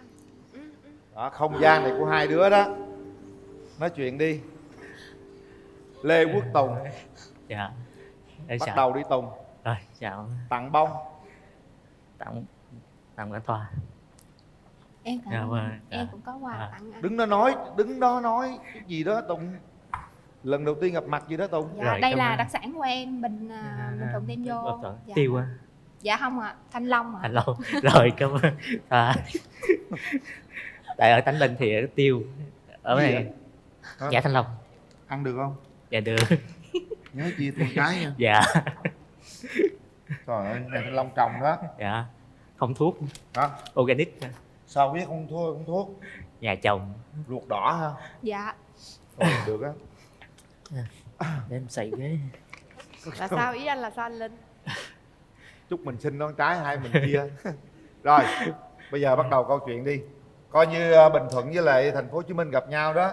Dạ. À, Tân An hả? Dạ. Bình Thuận và Long An. Dạ. Nhìn đi Tùng, nhìn cô gái đi. Thấy sao? Dạ được. Hả? Dạ được, dễ thương. Được sao? Dạ, dễ thương. Dễ thương chỗ nào? Anh Linh mái à, tóc. anh đừng vậy nữa. Anh hãy để bạn tự lực cánh sinh đi. Chứ không tự lực cánh sinh biết khi nào mới có bạn gái. Tài tính tình nhé. Anh lo quá, thôi tự do đi cưng. Rồi, Nào, các khó bạn kêu anh nha. hãy nói chuyện với nhau, hãy nói về cảm nhận của nhau, nói về quan điểm tình yêu hôn nhân, nói về tất cả những cái gì mình muốn nói ha. Vậy là Thoa là ở ngoài Bình Thuận hay là dọn qua đây rồi? Đang làm việc trong đây hả? Dạ không, em làm việc ở Bình Thuận. Bình Thuận luôn hả? Dạ. Là kế toán là Thoa và làm về kế toán gì ta? Em làm kế toán tổng hợp trừ thuế thôi anh. Hay. Lượt đó cũng nhiều. Dạ. Anh thì anh có thích yêu xa không? Anh có thích yêu Yêu xa kiểu mà anh cũng thích, nói chung là anh thì không quan trọng là hai bên cùng hợp được. Dạ. Ví dụ Tìm như đến yêu chưa? xa vậy rồi khoảng bao lâu thì mình gặp nhau được? Thì tùy em khoảng 1 tháng hoặc là cũng có dịp nào có thể ra cũng được. Dạ. Anh có hay đi du lịch ở Bình Thuận không? Bình Thuận thì trước đây lên Tánh Linh nhưng mà đâm cái chương trình mà về từ thiện á. Dạ. Tại vì ở chỗ em thì biển nhiều lắm, giờ này nó phát triển nên anh có cơ hội thì cứ Dạ, ghé bên Bình Thuận. chỗ em chơi. Ok. Em sẽ dắt nó đi miễn phí luôn. Anh cố sắp tới biển nữa nhưng mà toàn là đi biển gần không chứ không có đi biển xa. Dạ. Anh có hay nhậu không? Cũng có nhậu. Chắc em nghi nhậu nhiều lắm đây. Tại vì em nghe trai miền Tây là nhậu thôi. Coi Không như vì là... anh thì nhậu tùy ví dụ như có việc thì nhậu chứ không có nhậu kiểu là nhậu ly bì. Nhậu có nhậu lầy không anh? Không, nhậu đến lúc điểm dừng là phải biết dừng là đi đi, chứ không có nhậu mà lầy đâu xỉn luôn rồi. Tại em thấy trai miền Tây toàn là uống rượu á anh, toàn canh cạnh không, em thấy sợ. Không uống rượu. Tôi trai miền Tây nha. Đụng chạm nha, tôi có nhậu nha, tôi không có lầy nha. Uống rượu thì cũng có uống, nói chung là phải uống chút chứ không ai không muốn. Dạ nói chung là chút xã giao là được anh, chứ còn là nhậu mà nhậu say quá rồi về rồi đính đập rồi vợ con là em không thích. Cái đó thì không có rồi, cái đó là cái mình sẽ không vấn đề đó. Dạ. Anh còn hỏi gì em nữa? Thì em thích vô đây làm không, hay là em thích làm ở ngoài cho gần ba mẹ? Dạ nói chung chỗ nào mà có công việc ổn định phù hợp với hai bên thì em có thể đi tới đâu cũng được, không cần phải ở quê. Thì cũng được. Tùng, em nghĩ như thế nào về việc là Thoa đã từng 2 lần đăng ký lấy chồng Hàn Quốc? Thì gái mà thì lúc nào cũng tìm cục đối tượng để cho nó ổn định. Coi như đó là mọi người đều quan trọng là cái sự ổn định thôi. Thì mình sẽ cung cấp sự ổn định thì nó sẽ là ok thôi, tất cả mọi thứ để đảm bảo. Lý do tại sao em lại thích đăng ký lấy chồng Hàn Quốc hả Thoa? Dạ tại em thấy ở quê em lấy chồng Hàn Quốc có sướng lắm anh. Nói chung là qua đó rồi thì hay gửi tiền về cho ba mẹ sửa sang nhà cửa rồi gì đó, giúp đỡ bà con dòng họ gì đó. Em có thấy hôm qua hình ảnh trên YouTube người đàn ông Hàn Quốc đánh người vợ Việt Nam chưa? Nói thì nói, nó cũng là duyên số thôi. Dạ. Chứ không phải ai đi qua đó cũng có tiền gửi về gia đình, cũng không phải là ai qua đó cũng có hạnh phúc đâu. Nó cũng tùy duyên số, có những người qua rất khổ nhưng cũng có những người ra rất sướng. Đôi khi em lấy Long An gửi còn nhiều hơn nữa. Người Việt Nam ưu tiên dùng hàng Việt Nam. Thì, nhưng mà chất lượng bên trong có tốt hay không? Chất lượng cái đó tự em kiểm tra. Tại nãy anh nói anh nghi rồi, 31 tuổi chưa nắm tay đó. Đúng rồi, nhưng mà thế này nha, anh thấy cái này hả? Nhưng mà anh của em toàn chài 6 múi không đó. Anh có 6 múi không? Em nghĩ anh một múi. Một múi. Tại có ông anh ổng làm về chuyên nhiều phòng tập á. Là sao? Là chủ tịch của phòng tập, mấy phòng tập. Tập gym á hả? Tập gym. Có vô tập không? Không. Dạ không, em thấy tướng là không biết tập rồi. Về chưa? Bây giờ để tạo điều kiện thêm để xem có cảm giác gì không? Hai đứa lại nắm tay cái coi. Đứng lên. Rồi. Đứng sát lại. Đứng lên thôi. Em gái chủ động nào nắm chặt tay nhau hai đứa coi. Chắc chắn chưa anh? Chắc chắn. Đâu nắm coi sao? Nắm gì? Nắm tay coi. Tay trái tay phải nè. Nắm tay chứ không phải bắt tay. Nắm tay. Ấm. Dạ ấm. Từ từ. Nè, buông cái này ra. Thử rồi. Hai đứa nhìn nhau chứ nhìn anh đi. Phải nhìn anh là có vấn đề nha. Rồi anh Linh, anh vòng lên sau lưng đi. Anh vòng lên sau lưng Tùng đi. Đứng đỡ sợ xỉu. Được chưa anh? Được rồi, em thấy được. Để coi. Anh đang nắm đâu anh xỉu á. Anh xỉu, anh sợ anh xỉu. Dạ anh rung. Em thấy anh đang rung. Hả? Em thấy anh đang rung. Nó đang rung đó. Dạ đúng rồi. Nó rung cả người luôn chứ. Tại giờ anh chưa nắm tay, anh rung. Đúng rồi, nó chưa đúng không? Em nói sai rồi, em chưa bao giờ nắm tay bây giờ. Chưa bao giờ nắm tay, em cảm giác cái nắm tay với cô gái thế là nắm chặt vô. Rồi, nắm chặt đó. Hả? Bây giờ nắm tay nhìn vô mặt người ta, trời ơi, ông này cơ hội ngàn năm có một. Rồi được danh. Thấy sao? Dạ ấm. Hả? Tay ấm. Ấm rồi sao nữa? Em nhìn thẳng mắt cô gái này coi. Nhìn thẳng mắt cổ. Rồi. Nói gì với cổ đi. Nhìn thẳng vô mắt, đừng có nhìn ai hết trơn á. Em nhìn vô. Nhìn thấy con mắt chưa? Ai love you bật bật. Nhìn thẳng vô mắt coi, nhìn, đừng có buông ra nha. Nhìn 1 phút. Nhìn coi. Thở đi em, thở đi, hít thở. Hít thở sâu vô, từ từ bớt rung. Hít sâu vô, nhìn thẳng mắt cô gái ấy, nhìn thẳng vô. Đừng có nhìn em hoài. Em đấy, em thấy cô gái bạn lĩnh chưa? Đừng có nhìn anh. Rồi. Em run. Run cái gì? Có anh đây nè. Nhìn thẳng mắt cô gái. Không nhìn đâu hết nha. Rồi. Nhìn thẳng coi. Thấy mắt cô sao? Lớn. 2 mí. 2 mí. Nhìn thẳng vô mắt, đừng có nhìn qua anh. Đừng bao giờ quan tâm điều gì khác. Bây giờ coi như mắt đối mắt nha. Nhìn vô thẳng vô mắt. Mắt mấy mí?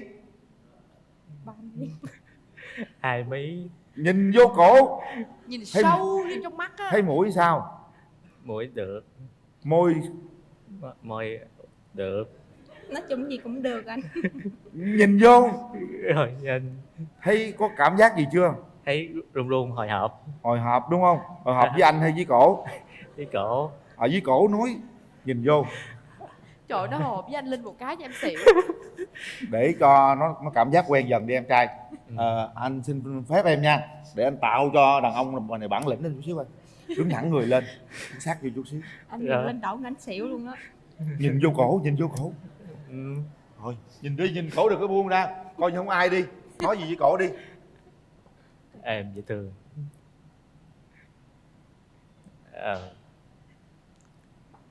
Rất là dễ thương. Dạ rồi em hiểu. Anh thích chị ơi. Anh cứ nói đi không sao, em nghe. Anh phải mạnh mẽ lên. Phải cầm lâu á. Tự nhiên thì anh mỏi chưa, thả ra đi. Rồi. Đó, rồi anh cứ nói đi. Ví dụ như anh nói I love you bật hay gì đó đi, không sao đâu. Tại chưa bao giờ nó nắm tay mà nó nói sao nắm tay lâu quá vậy. Chán ghê luôn. Thôi được rồi, ok. Cảm ơn Khoa, ngồi xuống đi. Thế này nè, thực chất nãy giờ giỡn cho vui nhưng anh cố tạo bản lĩnh cho em đó ha. Không phải giỡn đâu mà cố gắng. Đây là một cô gái rất là bản lĩnh. Anh hy vọng rằng em, nếu mà hai đứa đến với nhau thì em sẽ hỗ trợ cho anh ấy. Đây là một con người rất là dễ thương. Thật sự người ta gọi đây là quý hiếm đó, không phải đơn giản đâu nha em. Anh quý chứ không hiếm. Hả? Rất là quý và hiếm luôn á. Chứ con trai bây giờ chưa nắm nó đã nắm rồi, còn này nắm nó ủa sao lâu như vậy. Cảm giác giờ làm sao? Hơi bị run. Hả? Hơi run. Hơi bị run đúng không? Tim của đập nhanh. Đó. Vậy là có chút xíu bản lĩnh đàn ông rồi đó. Dạ. Thôi được rồi. Rung hả Tùng? Bị run. Vậy rung bây giờ mình hát bài bớt rung được không? Run quá bị khớp luôn á. Khớp luôn hả? Khoa Khoa cứ rung quá. Mình làm giúp bạn bớt rung đi em. Em hát một khúc thôi nha. Dạ. Đêm hôm nay sao quá chơi vời, đằng lòng đau bước chân ra rời. Yêu đơn phương đau lắm ai ơi, hạnh phúc đã xa mù khơi.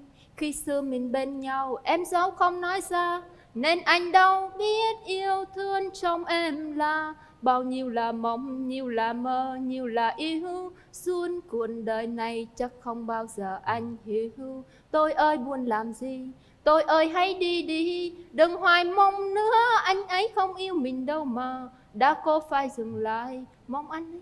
Dạ, lạc rồi. Bạn là tên gì em? Dạ, về đây em lo ạ. Về đây em lo. Dạ. Rồi sao Tùng? Hát lại. Người ơi có biết anh nhớ em nhiều lắm, những đêm trong giấc mơ say làm lại lớn lên. Gì? Nào. Hát tập trung Lớn lên nào. Đàn ông mình phải mạnh mẽ lên. Người đàn ơi. ông phải mạnh mẽ lên nào. Em cố gắng mạnh mẽ lắm rồi. Cố gắng mạnh mẽ lên nha. 2, 3 bắt đầu. Người yêu ơi có biết anh nhớ em nhiều lắm, những đêm trong giấc mơ tay trong tay nguyện cầu.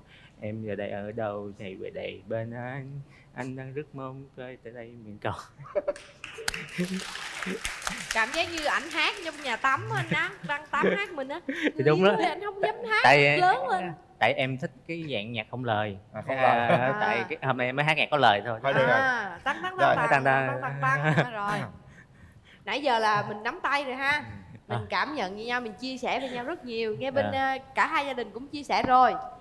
Thì bây giờ tới một cái thời điểm hết sức là quan trọng là bấm nút. Ngày xưa ông bà ta nói là trâu đi tìm cọc chứ cọc không có tìm trâu. Nhưng bây giờ xã hội thời đại 4.0 rồi, cọc đi tìm trâu cũng là chuyện bình thường. Nếu đàn ông không chủ động thì phụ nữ chúng ta phải mạnh mẽ. Phụ nữ hiện đại là người rất mạnh mẽ, thậm chí còn mạnh mẽ hơn cả đàn ông. Đàn ông bây giờ đôi khi cũng nhẹ nhàng và êm ái. Yêu đuối đúng. Đừng đuối nha. Đừng đuối nha. Thật ra anh nghĩ rằng nếu có cảm tình với nhau, chúng ta hãy mạnh mẽ lên và hỗ trợ cho nhau để cùng yêu thương nhau, để cùng đi suốt cả cuộc đời này. Đã đến lúc chúng ta kiểm tra lại con tim mình. Nếu các bạn cảm giác thật sự rung động hay cảm giác rằng đối phương có thể là một nửa yêu thương của mình thì bấm nút. Nếu không phải, chúng ta nhường cái nút bấm đó cho hàng triệu người đang xem truyền hình bấm. Đừng lo điều đó nha. Rồi, để tay vào nút bấm đi các bạn. Chị có cái nào không? Em ngồi sâu vô. Bấm hay không là quyền của các bạn. Chúng tôi không can thiệp vào chuyện đó. Suy nghĩ cho kỹ, nhắm mắt lại, kiểm tra con tim của mình các bạn. Chúng ta đừng gọi là quan tâm gì xung quanh cả. Người yêu của mình, người đi cùng mình thì chúng ta phải chọn và phải suy nghĩ thật kỹ.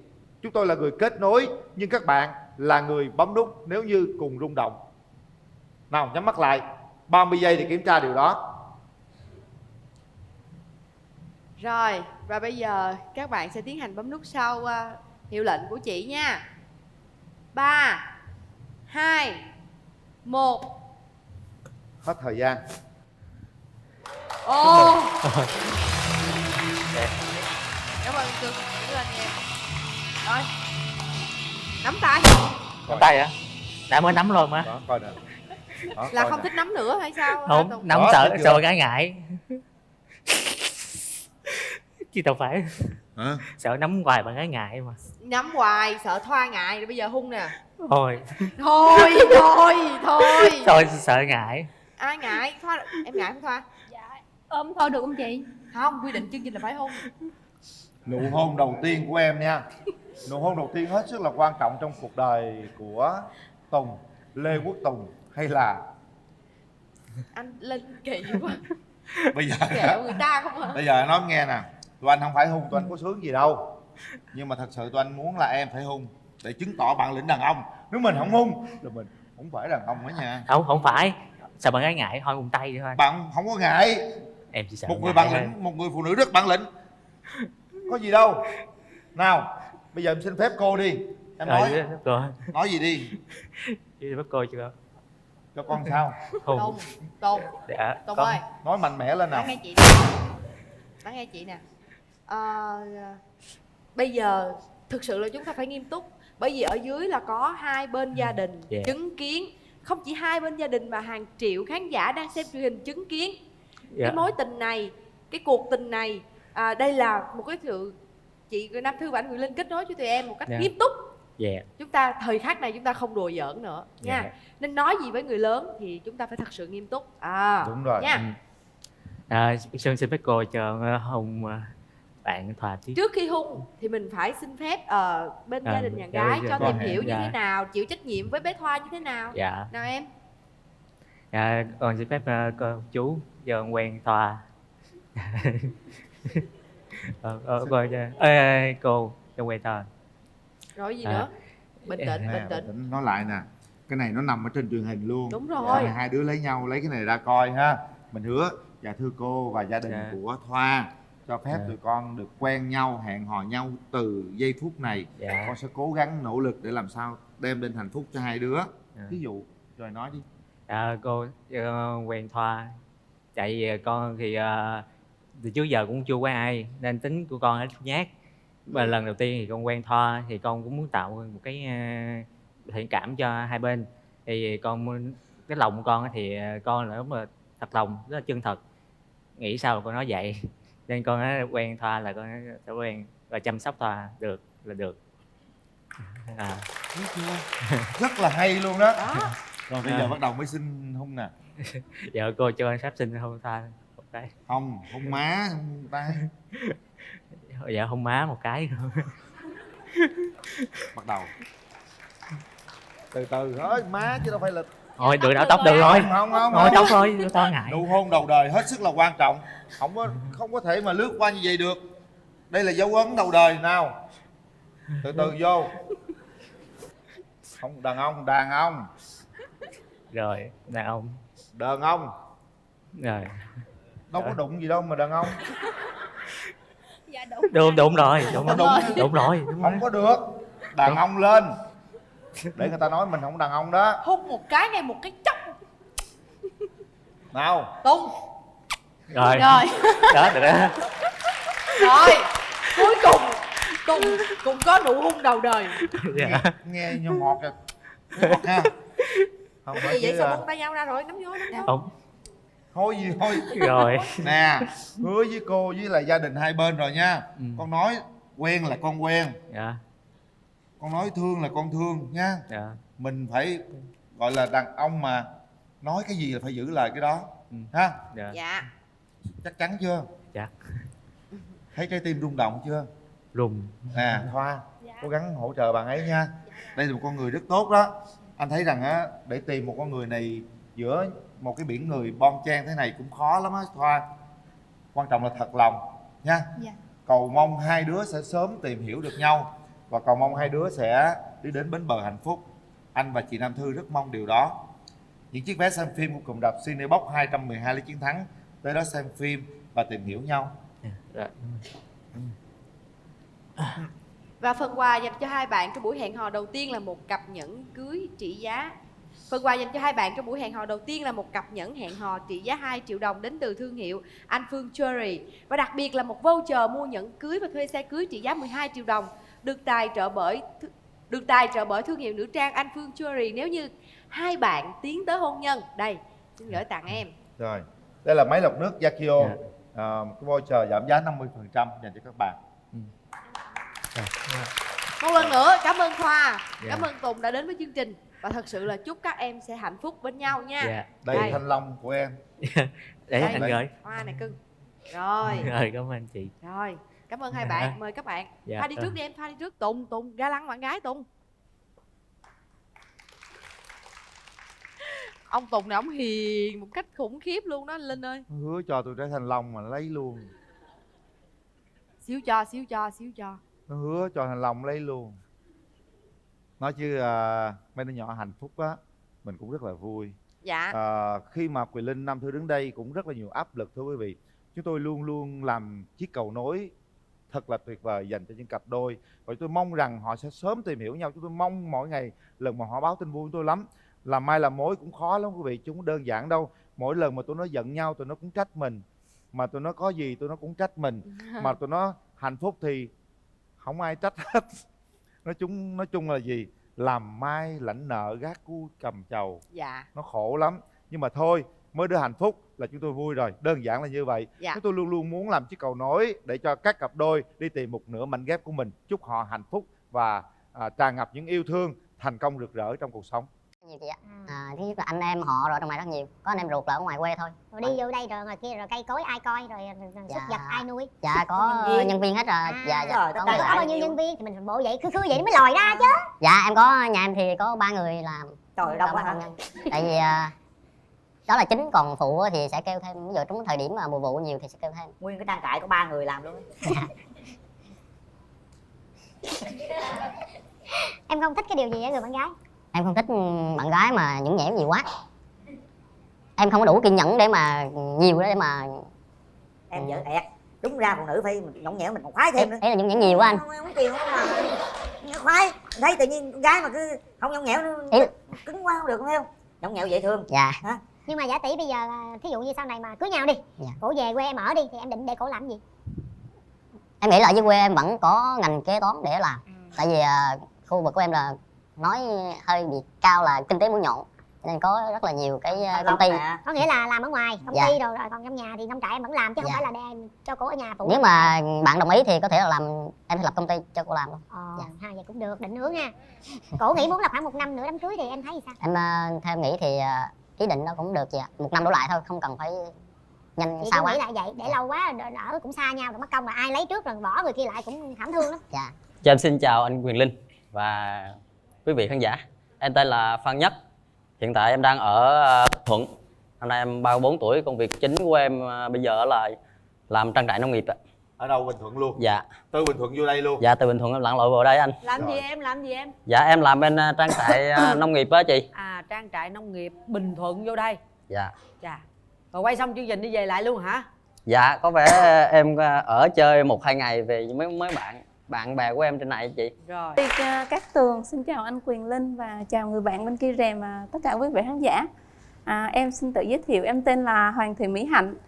Hiện tại em đang làm công việc kế toán tại thành phố Hồ Chí Minh. Năm nay em 32 tuổi và em đến từ tỉnh Lâm Đồng.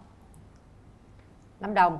Dạ. Nhưng mà hiện giờ đang ở thành phố Hồ Chí Minh. Dạ đúng rồi chị. Rồi bây giờ quen với một anh ở Bình Thuận, em có ngại đường xa gì không? Dạ quan trọng là cái công việc ở đó phù hợp với em thì không sao ạ. Ủa rồi thí dụ như là cưới nhau rồi em có chịu về Lâm Đồng không? Về Bình Thuận không? Dạ được chị. Được luôn. Dạ. Vậy thì Thật sự dễ từ chịu Thuận quá. qua Lâm Đồng cũng đâu xa đúng không bạn? Dạ. Dạ đúng rồi Em anh. nghĩ là gần chứ không xa. Gần chứ không có xa, đường đó đi tắt rồi Dạ. rất là nhanh. Dạ. Ha? Em nói cụ thể cái việc làm trang trại của em là em làm cái gì? Thì em thì trang trại của em thì có chăn nuôi và trồng trọt anh. Dạ. Thì em trồng trọt thì em trồng như là cây cao su và ruộng lúa. Còn chăn nuôi thì một số gia súc và gia cầm. Là cái đó của em luôn. Dạ, tại vì em là con út trong gia đình rồi, cho nên là em quản lý và làm những công việc đó. Xin giới thiệu bên đây chủ trang trại. Rồi, mời bạn gái giới thiệu điểm mạnh, điểm yếu của em là gì? Dạ em xin phép giới thiệu điểm yếu trước đây. Em thì hơi nói chung là em cá tính, em thẳng thắn và hơi nóng tính. Rồi trong tình cảm thì em ít biết cách sẻ chia, thành ra là em quen mối tình nào xong cũng đổ vỡ hết trơn. Điểm mạnh của em thì em biết nấu ăn, rảnh rỗi thì em đọc sách và đi thiện nguyện. Ngoài ra thì em tự đánh giá em là một người sống có trách nhiệm, và khi mà em làm cái gì thì em cũng cố gắng làm hết mình. Bạn trải qua bao nhiêu mối tình rồi? Dạ khoảng 3. Khoảng 3. Dạ. Mối tình gần đây nhất là bao lâu? Dạ chia tay cách đây khoảng hơn 1 năm. Mình quen bao lâu thì chia tay? Dạ hơn 2 năm. Bạn có hiểu tại sao mình chia tay với mối tình đó không? Em nghĩ chắc là do em là nhiều. Tại vì em là con gái nhưng mà em cá tính quá, giống như là em ít có biết cách thể hiện, ít biết cách quan tâm và đẩy cái mối quan hệ nó đi xa hơn. Vậy mình có rút kinh nghiệm không? Cho mối tình kế tiếp? Dạ hơn 1 năm đăng ký chờ đợi chương trình Bạn Muốn Hẹn Hò thì có rút được ít kinh nghiệm rồi chị. Mình xuống nước trước ha, mình quan tâm đến đối phương. Dạ. Nhỏ nhắn kệ, ráng chiều chuộng bạn trai xíu thì mình sẽ được ha. Dạ. Chị nói em vậy thôi chứ chị làm không được. Em cái gì em nói một điểm là mạnh, một, điểm yếu hai vậy? là hai. Còn bạn trai? Dạ em thì điểm yếu của em là em hay quên lắm anh. Hay quên. Nhất là em hay quên điện thoại á. Bạn bè rủ em đi chơi mà em bỏ cái điện thoại ra là em để đó luôn rồi, chứ em không có khi nào mà em bỏ. Cái đó cũng là một ưu điểm đó em. Bị mình quên cái người kia biết tính về rồi gọi không bắt máy không sao. Có những lúc mình cầm cũng không bắt luôn. Không có được đâu nha. Không có được đâu nha. Khuyết điểm là lợi dụng nó làm ưu điểm đó. Dạ. Rồi còn gì nữa không em? Dạ, cái khuyết điểm thứ hai nữa là bạn bè hay rủ em đi chơi, em ít khi nào em từ chối lắm. Có nghĩa là khuyết điểm là còn ham vui. Ham vui. Cho nên em cần một người bạn gái để mà kìm lại cái sự ham vui của em. Dạ. Em trải qua mấy mối tình rồi? Dạ em được 2 mối tình. Mối tình đầu của em là ở hồi sinh viên, thời sinh bỏ viên qua á. đi. Dạ. Mối tình sâu đậm nhất Mối tình sâu đậm nhất của em thì cũng là có mối tình ở đầu tiên đó anh. Tại vì người ấy học ở Sài Gòn nhưng mà có nguyện vọng là về quê, phải học dưới quê cho gia cảnh gia đình như vậy. Thì tụi em có thư từ nhau thì 2 năm mấy thì cô ấy đã lấy chồng. Dạ. Nhưng mà em có khuyết điểm là ai mà em quen ai á là người đó có chồng à. Lại anh. Chị anh giống em á. Em mà quen anh nào đừng thời gian lúc lấy vợ chứ. Hôm bữa nay mình xả xui cái vụ đó đi nha. Bỏ vụ đó. Đâu là hai người thử trao đổi qua rèm coi mình hợp nhau không? Bây giờ em muốn tìm một mẫu người bạn trai như thế nào rồi em hỏi ảnh coi ảnh đạt được cái tiêu chuẩn của em không? Tiêu chuẩn của em thì thật ra là em quan trọng về tính tình là nhiều. Ngoại hình thì chỉ cần dễ nhìn và cao hơn em, nói chung là cao khoảng 1m65 trở lên, tại vì em hơi lùn. Hỏi ảnh coi anh cao nhiêu? Anh ơi anh cao nhiêu nha anh? Anh đạt tiêu chuẩn 1m70 lần em. Dạ, vậy đủ rồi. Còn gì nữa em, họ nói luôn đi em. Em thì em thích một người sống có trách nhiệm và biết, nói chung là do là gia đình em cũng đông người lắm cho nên là sống biết quan tâm với, có thể là thương em thì phải biết quan tâm cả em và cả những người thân của em nữa. Điều đó anh đáp ứng được ạ. Dạ. Sao gì em thấy anh đáp ứng được. Còn gì nữa? Gì khó hơn đi. Dạ khó hơn hả? Dạ không, em cũng không có yêu cầu cao lắm đâu anh. Yêu cầu cao. Rồi tới em trai, em mong muốn cái người bạn đời của mình như thế nào? Với em một người bạn đời á, thì cái đầu tiên nhất là cái sự chung thủy. Dạ, chung thủy rất quan trọng. Cái thứ hai nữa thì vẻ bề ngoài thì dễ nhìn. Dạ, dễ nhìn thì nó có nhiều ý nhưng mà theo em á thì nhất dáng nhì da, thứ ba là tính tình. Dạ được anh. Vậy được ha. Dạ. Bây giờ em thử em hình dung thử coi bạn gái bên này như thế nào. Hình dung bạn gái bên kia thế nào? Em nghĩ là chắc với cái giọng nói này có vẻ là bạn có tiêu chuẩn đối với em. Có tiêu chuẩn. Dạ. Rồi, thôi được rồi.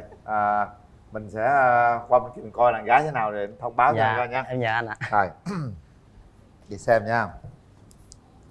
Chào Huyền gái. Linh. Dạ. Anh ở Bình Thuận xa lắm, anh làm nông trại, nói chung là người ta gọi là nông nghiệp đó. Dạ. Coi như nông dân đi, em thấy sao, ổn không? Dạ, xa thì tính ra là Bình Thuận với Lâm Đồng thì cũng không có xa. Còn làm nông dân thì em cũng xuất thân từ ba mẹ em làm nông, nên là cái đó cũng không là vấn đề. Không là vấn đề gì. Dạ, từ ha? nhỏ em cũng biết làm nông mà. Vậy là tốt rồi. Dạ. Em không thích gì ở người đàn ông? Em không thích thì cái em không thích nó cũng giống như mọi người, đó là em không thích cái tính gia trưởng.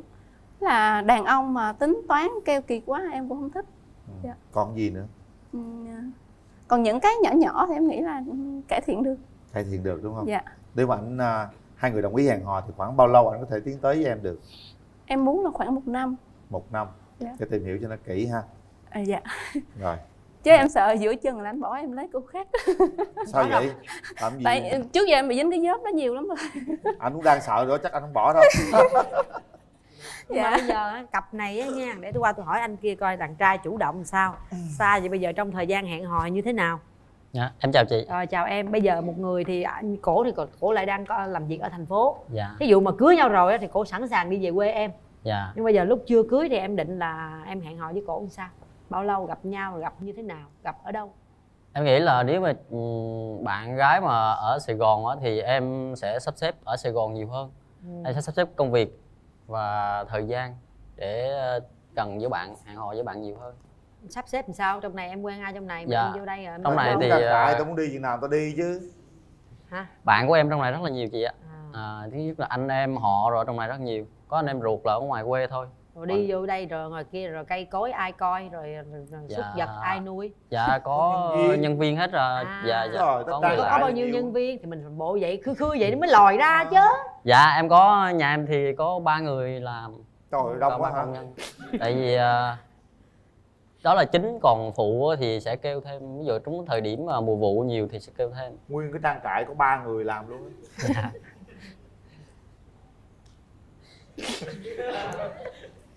Em không thích cái điều gì ở người bạn gái? Em không thích bạn gái mà nhũng nhẽo gì quá. Em không có đủ kiên nhẫn để mà nhiều đó để mà em dở ẹt. Đúng ra phụ nữ phải nhõng nhẽo mình còn khoái thêm nữa. Ý là nhũng nhẽo nhiều quá anh. Không chiều không mà nó khoái. Thấy tự nhiên con gái mà cứ không nhõng nhẽo nó cứng quá không được, phải không? Nhõng nhẽo dễ thương. Dạ. Hả? Nhưng mà giả tỷ bây giờ thí dụ như sau này mà cưới nhau đi, dạ. Cổ về quê em ở đi thì em định để cổ làm gì? Em nghĩ là ở dưới quê em vẫn có ngành kế toán để làm. Tại vì khu vực của em là nói hơi bị cao là kinh tế mũi nhọn, cho nên có rất là nhiều cái công ty. Có nghĩa là làm ở ngoài công dạ. ty rồi còn trong nhà thì nông trại em vẫn làm chứ không dạ. phải là cho cổ ở nhà phụ. Nếu mà bạn đồng ý thì có thể là làm, em sẽ lập công ty cho cô làm luôn. Dạ. Ha, vậy cũng được, định hướng ha. Cổ nghĩ muốn là khoảng 1 năm nữa đám cưới thì em thấy thì sao? Em theo em nghĩ thì ý định đó cũng được chị ạ. 1 năm đổ lại thôi, không cần phải nhanh chị xa cũng quá. nghĩ là vậy, để lâu quá ở cũng xa nhau rồi mất công là ai lấy trước rồi bỏ người kia lại cũng thảm thương lắm. Dạ. Giống như anh Linh nói hồi nãy vụ đó mình xé bỏ hết trơn đúng không? Xé bỏ đi. Xé bỏ. Cặp dạ. này là phải lấy cùng nhau một lượt. Nay xả xui bữa đó. Ủa nhưng mà ở quê là em còn ba mẹ gì không? Về dạ em còn ba mẹ. Dạ em về là ở chung nhà với ba mẹ dạ, luôn. Dạ vẫn chung nhà ba mẹ luôn. Rồi ok, được rồi. Làm dâu đó em hỏi cô gái nó dâu được sao? không em? Dạ được chị. Được, cô này được hết á. Rồi mình tham khảo ý kiến người thân đi ha. Dạ. Hôm nay bạn trai đi với ai? Dạ em đi với lại một nhóm bạn học của em, trong đó có 5-6 người gì anh. Nhóm bạn rồi. Dạ. Bạn bè thấy sao, tình hình nãy giờ ổn không? Bạn thân của em ấy. Trước tiên em xin chào anh Quyền Linh và chị Cát Tường, chào quý vị khán giả.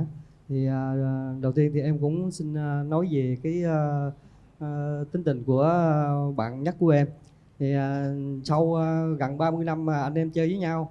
Chơi thì, 30 năm luôn hả? Dạ, nói chung tụi em cùng lớn, cùng học và cùng ra đời. Thì bạn nhắc á, tính tình của bạn á, là một người rất là trực tính, thẳng thắn, trong công việc thì rất là chăm chỉ và quyết đoán.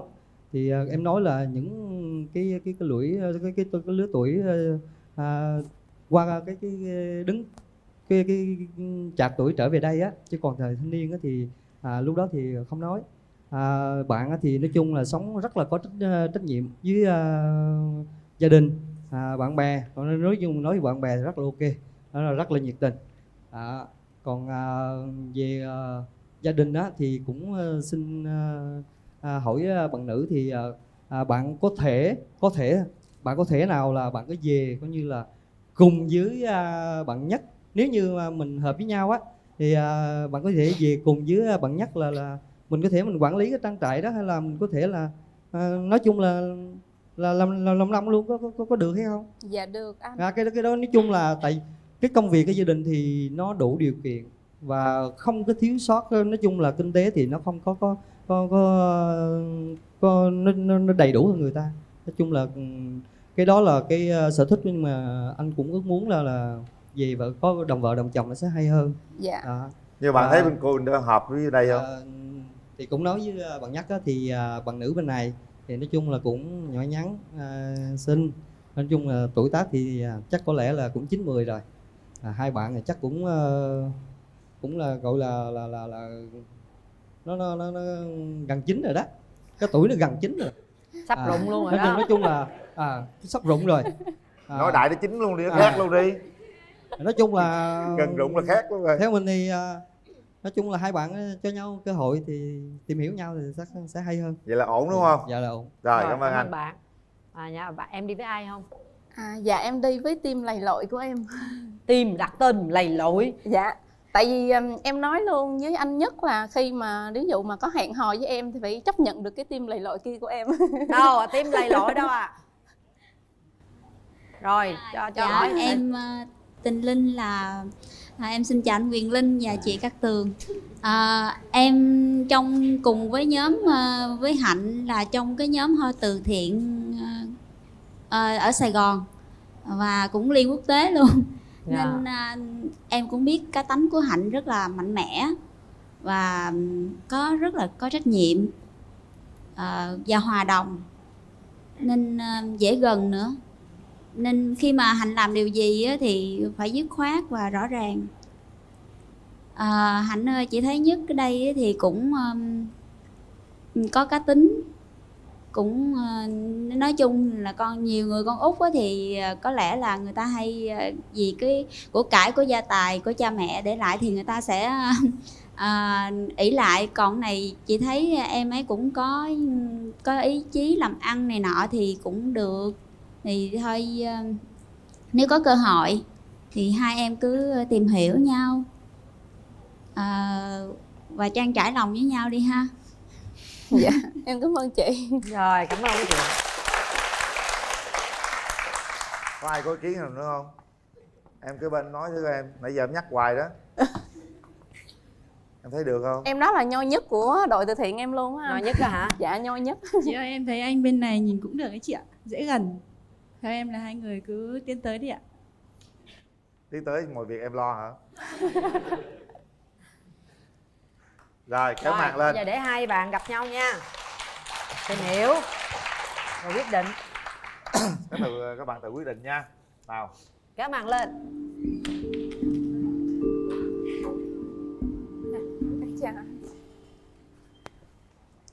Anh có bó hoa này tặng em. Dạ, em cảm ơn anh nhiều.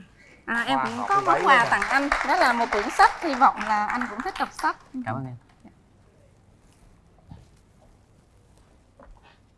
Rồi, không gian này là của các bạn. Thoải mái đi. Em thấy anh như thế nào? Em thấy anh hả?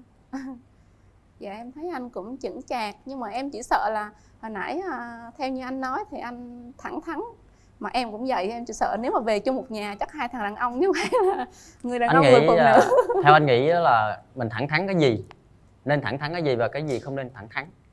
Đó là mình hiểu nhau thôi.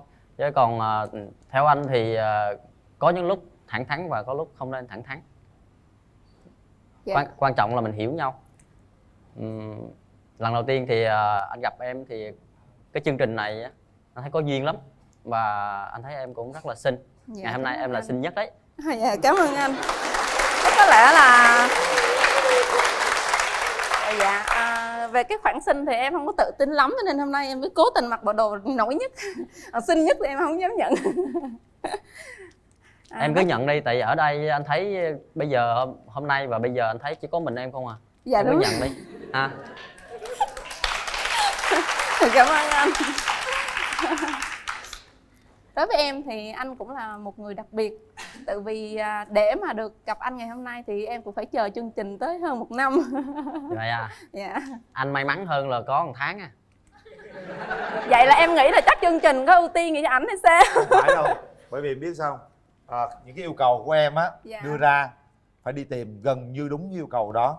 Và cuối cùng anh này mới nộp vô 1 tháng thôi. Thấy yêu cầu anh giống như yêu cầu của em, đưa ra luôn. Đó, rất nhiều người Chứ hỏi không là phải tại ưu tiên. sao là Dạ. đăng ký chương trình Bạn Muốn Hẹn Hò thì bao lâu mới được gọi lên. Dạ. Thì cái đó Tường với anh Quyền Linh không trả lời được. Bao lâu là tùy theo cái yêu cầu bạn khi bạn nộp trong cái đơn á, mình ghi cái yêu cầu gì. Ví dụ bây giờ mình 30 tuổi, mình muốn kiếm một người 35 tuổi thì người ta phải tìm cái người 35 tuổi. Rồi 35 tuổi mà phải có cái gì, làm việc ở đâu, nghề gì thì người ta phải tìm. Khi nào tìm đúng được đối tượng đó người ta mới mời mình lên. Thì có nhiều người chờ hoài 1 năm, thậm chí có nhiều người chờ 1 năm rưỡi, 2 năm mới được mời lên. Nhưng có những người may mắn như anh đó mới có 1 tháng nộp vô. Và cái cô này cô chờ cái anh này 1 năm rồi nè. Đúng rồi đó. Đó, đúng không? Chưa biết mặt nhau nhưng mà ông trời bắt đợi ảnh 1 Đây là năm. cái duyên đó em. Có cái anh kia mặt anh gì nào mà anh yêu cầu ấy, một cô công chúa mà da trắng rồi tóc dài đủ thứ, kiếm 6 năm nay chưa có đó. Rồi đó, mình nói chuyện ngoài lề, giờ vô tiếp đi. Cho anh hỏi là Dạ. hiện tại là em ở thành phố Hồ Chí Minh, là em làm bên kế toán à? Dạ đúng rồi. Em ở quận mấy à? Dạ em ở quận 11. Quận 11 à. Thì em có thích hay đi phượt hay là đi những du lịch rồi này kia khác nào không? Em thích đi du lịch nhưng mà đi phượt thì em chưa có đi. Nhưng mà hiện tại thì em thường là kết hợp đi du lịch với đi từ thiện luôn. Dạ. Anh nghĩ là cái vấn đề mà đi từ thiện đó, anh nghĩ là bây giờ là rất là hay và rất là ý nghĩa. Dạ. Anh nghe về em làm bên với lại nhóm của em á, làm bên về từ thiện, anh nghe rất là thích. Hy vọng là nếu là sau này mình gặp nhau á, Dạ. em có thể là cho anh góp một ít từ thiện vào cái chương trình của em. Quá. Em ghi nhận tấm lòng của anh và em cảm ơn anh rất là nhiều. Bán miếng đất nhỏ nhỏ. Bạn em mà nghe ai cho tiền là mừng lắm. Anh cũng cho mà anh cho không được nhiều em ơi. Dạ không anh, tại vì dạ đúng rồi, với lại làm từ thiện có nhiều cách chứ không nhất thiết là mình phải cho tiền. Nãy có cô nào mới cho tiền anh làm từ thiện nè. Làm từ thiện không phải là mình có tiền triệu mới làm được. Dạ đúng rồi ạ. Chỉ có tấm lòng 50, 100 cũng là từ thiện. Dạ. Ha, cái này mình không cần đòi hỏi đâu. Dạ. Rồi tiếp tục chuyện tình yêu nữa các bạn. Em có gì hỏi anh không? Em có việc hỏi đi. Bình thường thì em cũng nói nhiều, em cũng nhoi lắm, thì nhìn anh không biết nói nữa. Dạ hả? Anh đâu có đẹp trai đâu em. Anh bình thường mà.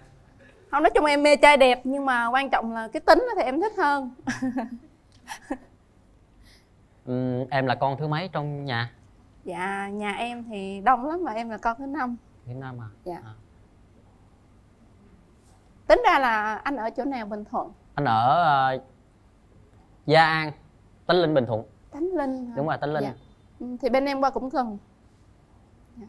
Với lại là mình cũng là gần nhau rồi, thêm em cũng có gốc miền Trung nữa. Dạ. Em gốc là sinh đâu? Dạ, ba má em là người Quảng Trị. Anh cũng Quảng nhưng mà Quảng Ngãi chứ không phải Quảng Trị. Dạ. Nó cũng gần đâu đó. Hy vọng là anh em mình cùng Quảng Hồn. Dạ. Hy vọng là anh em mình cùng Quảng Hồn. Dạ Quảng sợ. Quảng sợ. Bây giờ nói chuyện thân quá ha. Em có nhớ tên ảnh tên gì không? Dạ em tên Nhất. Chính Còn xác. em có nhớ bạn gái tên gì không? Dạ em nhớ tên Hạnh ạ. Hay quá. Cặp này chờ nhau 1 năm rồi. Được. Rồi mình tính tới chuyện hôn nhân đi em. Nếu như mà hôn nhân lâu á, lắm rồi. nếu như vấn đề hôn nhân á, thì nghe em nói là em có thể về làm dâu. Dạ. Nếu như gia đình anh mà khó thì em nghĩ sao? Suy nghĩ lại. Chuyện không, em nghĩ khó ở đây là khó làm sao, tại vì em nghĩ quan trọng là cái cách sống của mình và cách cư xử của mình, chứ khó thì em nghĩ cũng không đến nỗi khó, tại vì em thì việc nhà hay nấu nướng hay các thứ thì em làm ok hết. Dạ. Vậy là quá tốt rồi. Dạ. Anh nghĩ cái vấn đề nội trợ nữ công gia chánh thì anh cũng được chút xíu. Dạ chút xíu là cỡ chiên trứng luộc rau á hả? Thì vậy được rồi.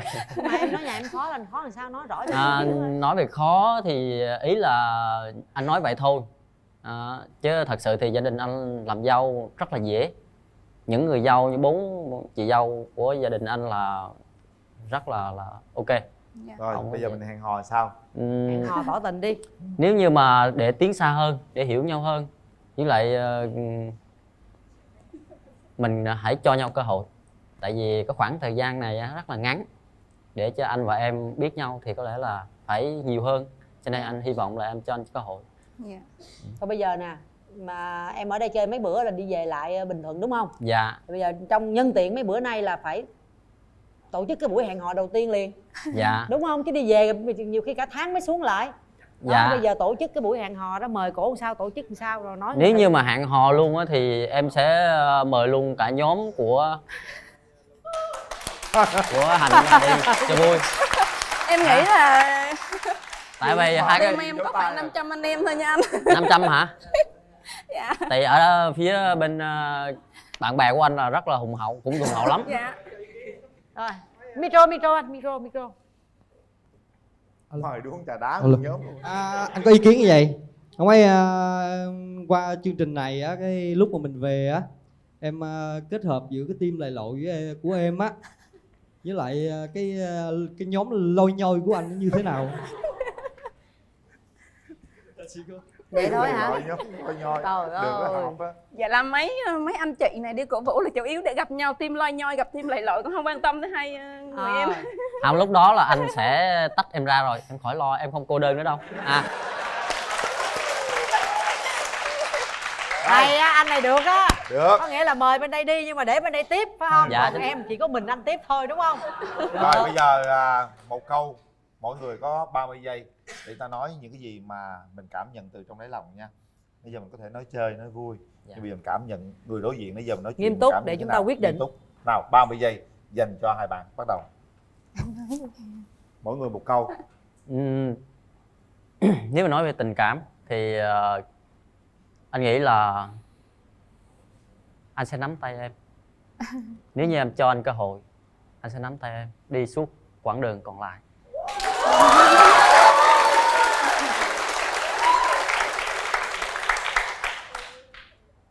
Còn em thì tự nhận lại cái quá khứ thì em thấy bản thân em cũng đã bỏ qua khá là nhiều cơ hội. Và khi gặp anh thì em nghĩ là có duyên thì em cũng không muốn bỏ qua cơ hội này. Hết thời gian. Nào, hãy để tay nút bấm. Để tay vào nút bấm đi. Rồi lúc nào em xích lui, đúng rồi. Nút đây. Rồi.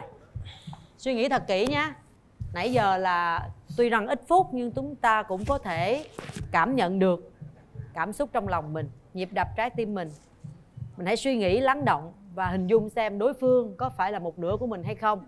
Quyết định bấm nút là để tìm hiểu và tiến tới hôn nhân, chứ không phải bấm nút chỉ để đi chơi, làm quen bạn bè rồi thôi. Suy nghĩ thật kỹ nha. Phải có rất nhiều người đang chứng kiến giây phút này. 1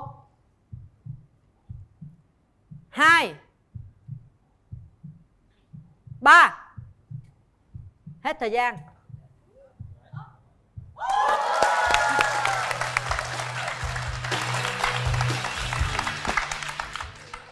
Hồi nãy anh muốn làm gì anh cứ làm.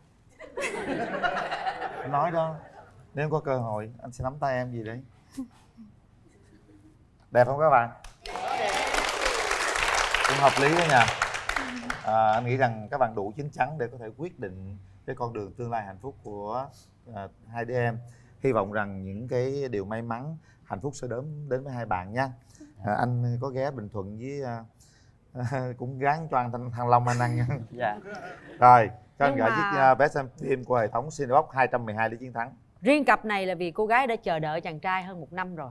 Và hôm nay có 2 team ở đây mà hai bạn này là cũng đã chín rồi, vừa tuổi rồi, hôn nhau một cái để kỷ niệm ngày hôm nay. Chị ơi em mắc cỡ lắm chị. Cỡ gì nữa. Quá dữ.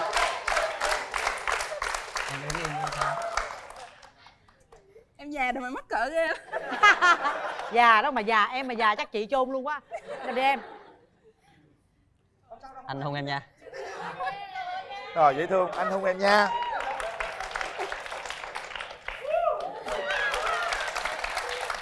Né quá à. Mắc cỡ đỏ mặt hết Thôi, trơn. dễ thương lắm. Rồi, gửi tặng hai bạn nước xịt thơm miệng thảo dược Relax. Tặng bó hoa hợp với bạn ghê nha. Dạ. Tặng hai bạn máy nước nóng với nhãn hiệu Atlantic. Máy nước nóng với nhãn hiệu Senton. Với tổng trị giá là 7 triệu đồng để tặng hai bạn. Em cảm ơn chương trình rất nhiều. Em cảm ơn anh Quyền Linh và chị Cát Tường. Chúc mọi người vui và rất là may mắn trong cuộc sống ạ. Cuộc đời quan trọng là tự duyên, và ngay các bạn đã nhận được tự duyên đó. Vấn đề chúng ta phát triển cái duyên nó như thế nào là tùy thuộc các bạn nhé.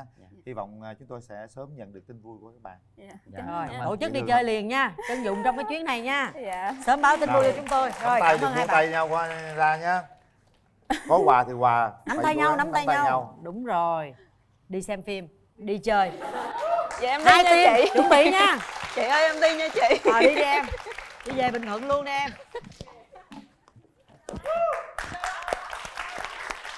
Đi à, cặp này tôi nghĩ là cô này đi á. Không, dễ thương mà. Hôm nay chúng tôi cũng đã hoàn thành nhiệm vụ của mình quý vị. Hai cặp đôi cũng đã nhấn nút. Điều gì tốt đẹp đến nó sẽ đến, và hy vọng rằng họ sẽ sớm gửi thiệp cưới cho chúng tôi.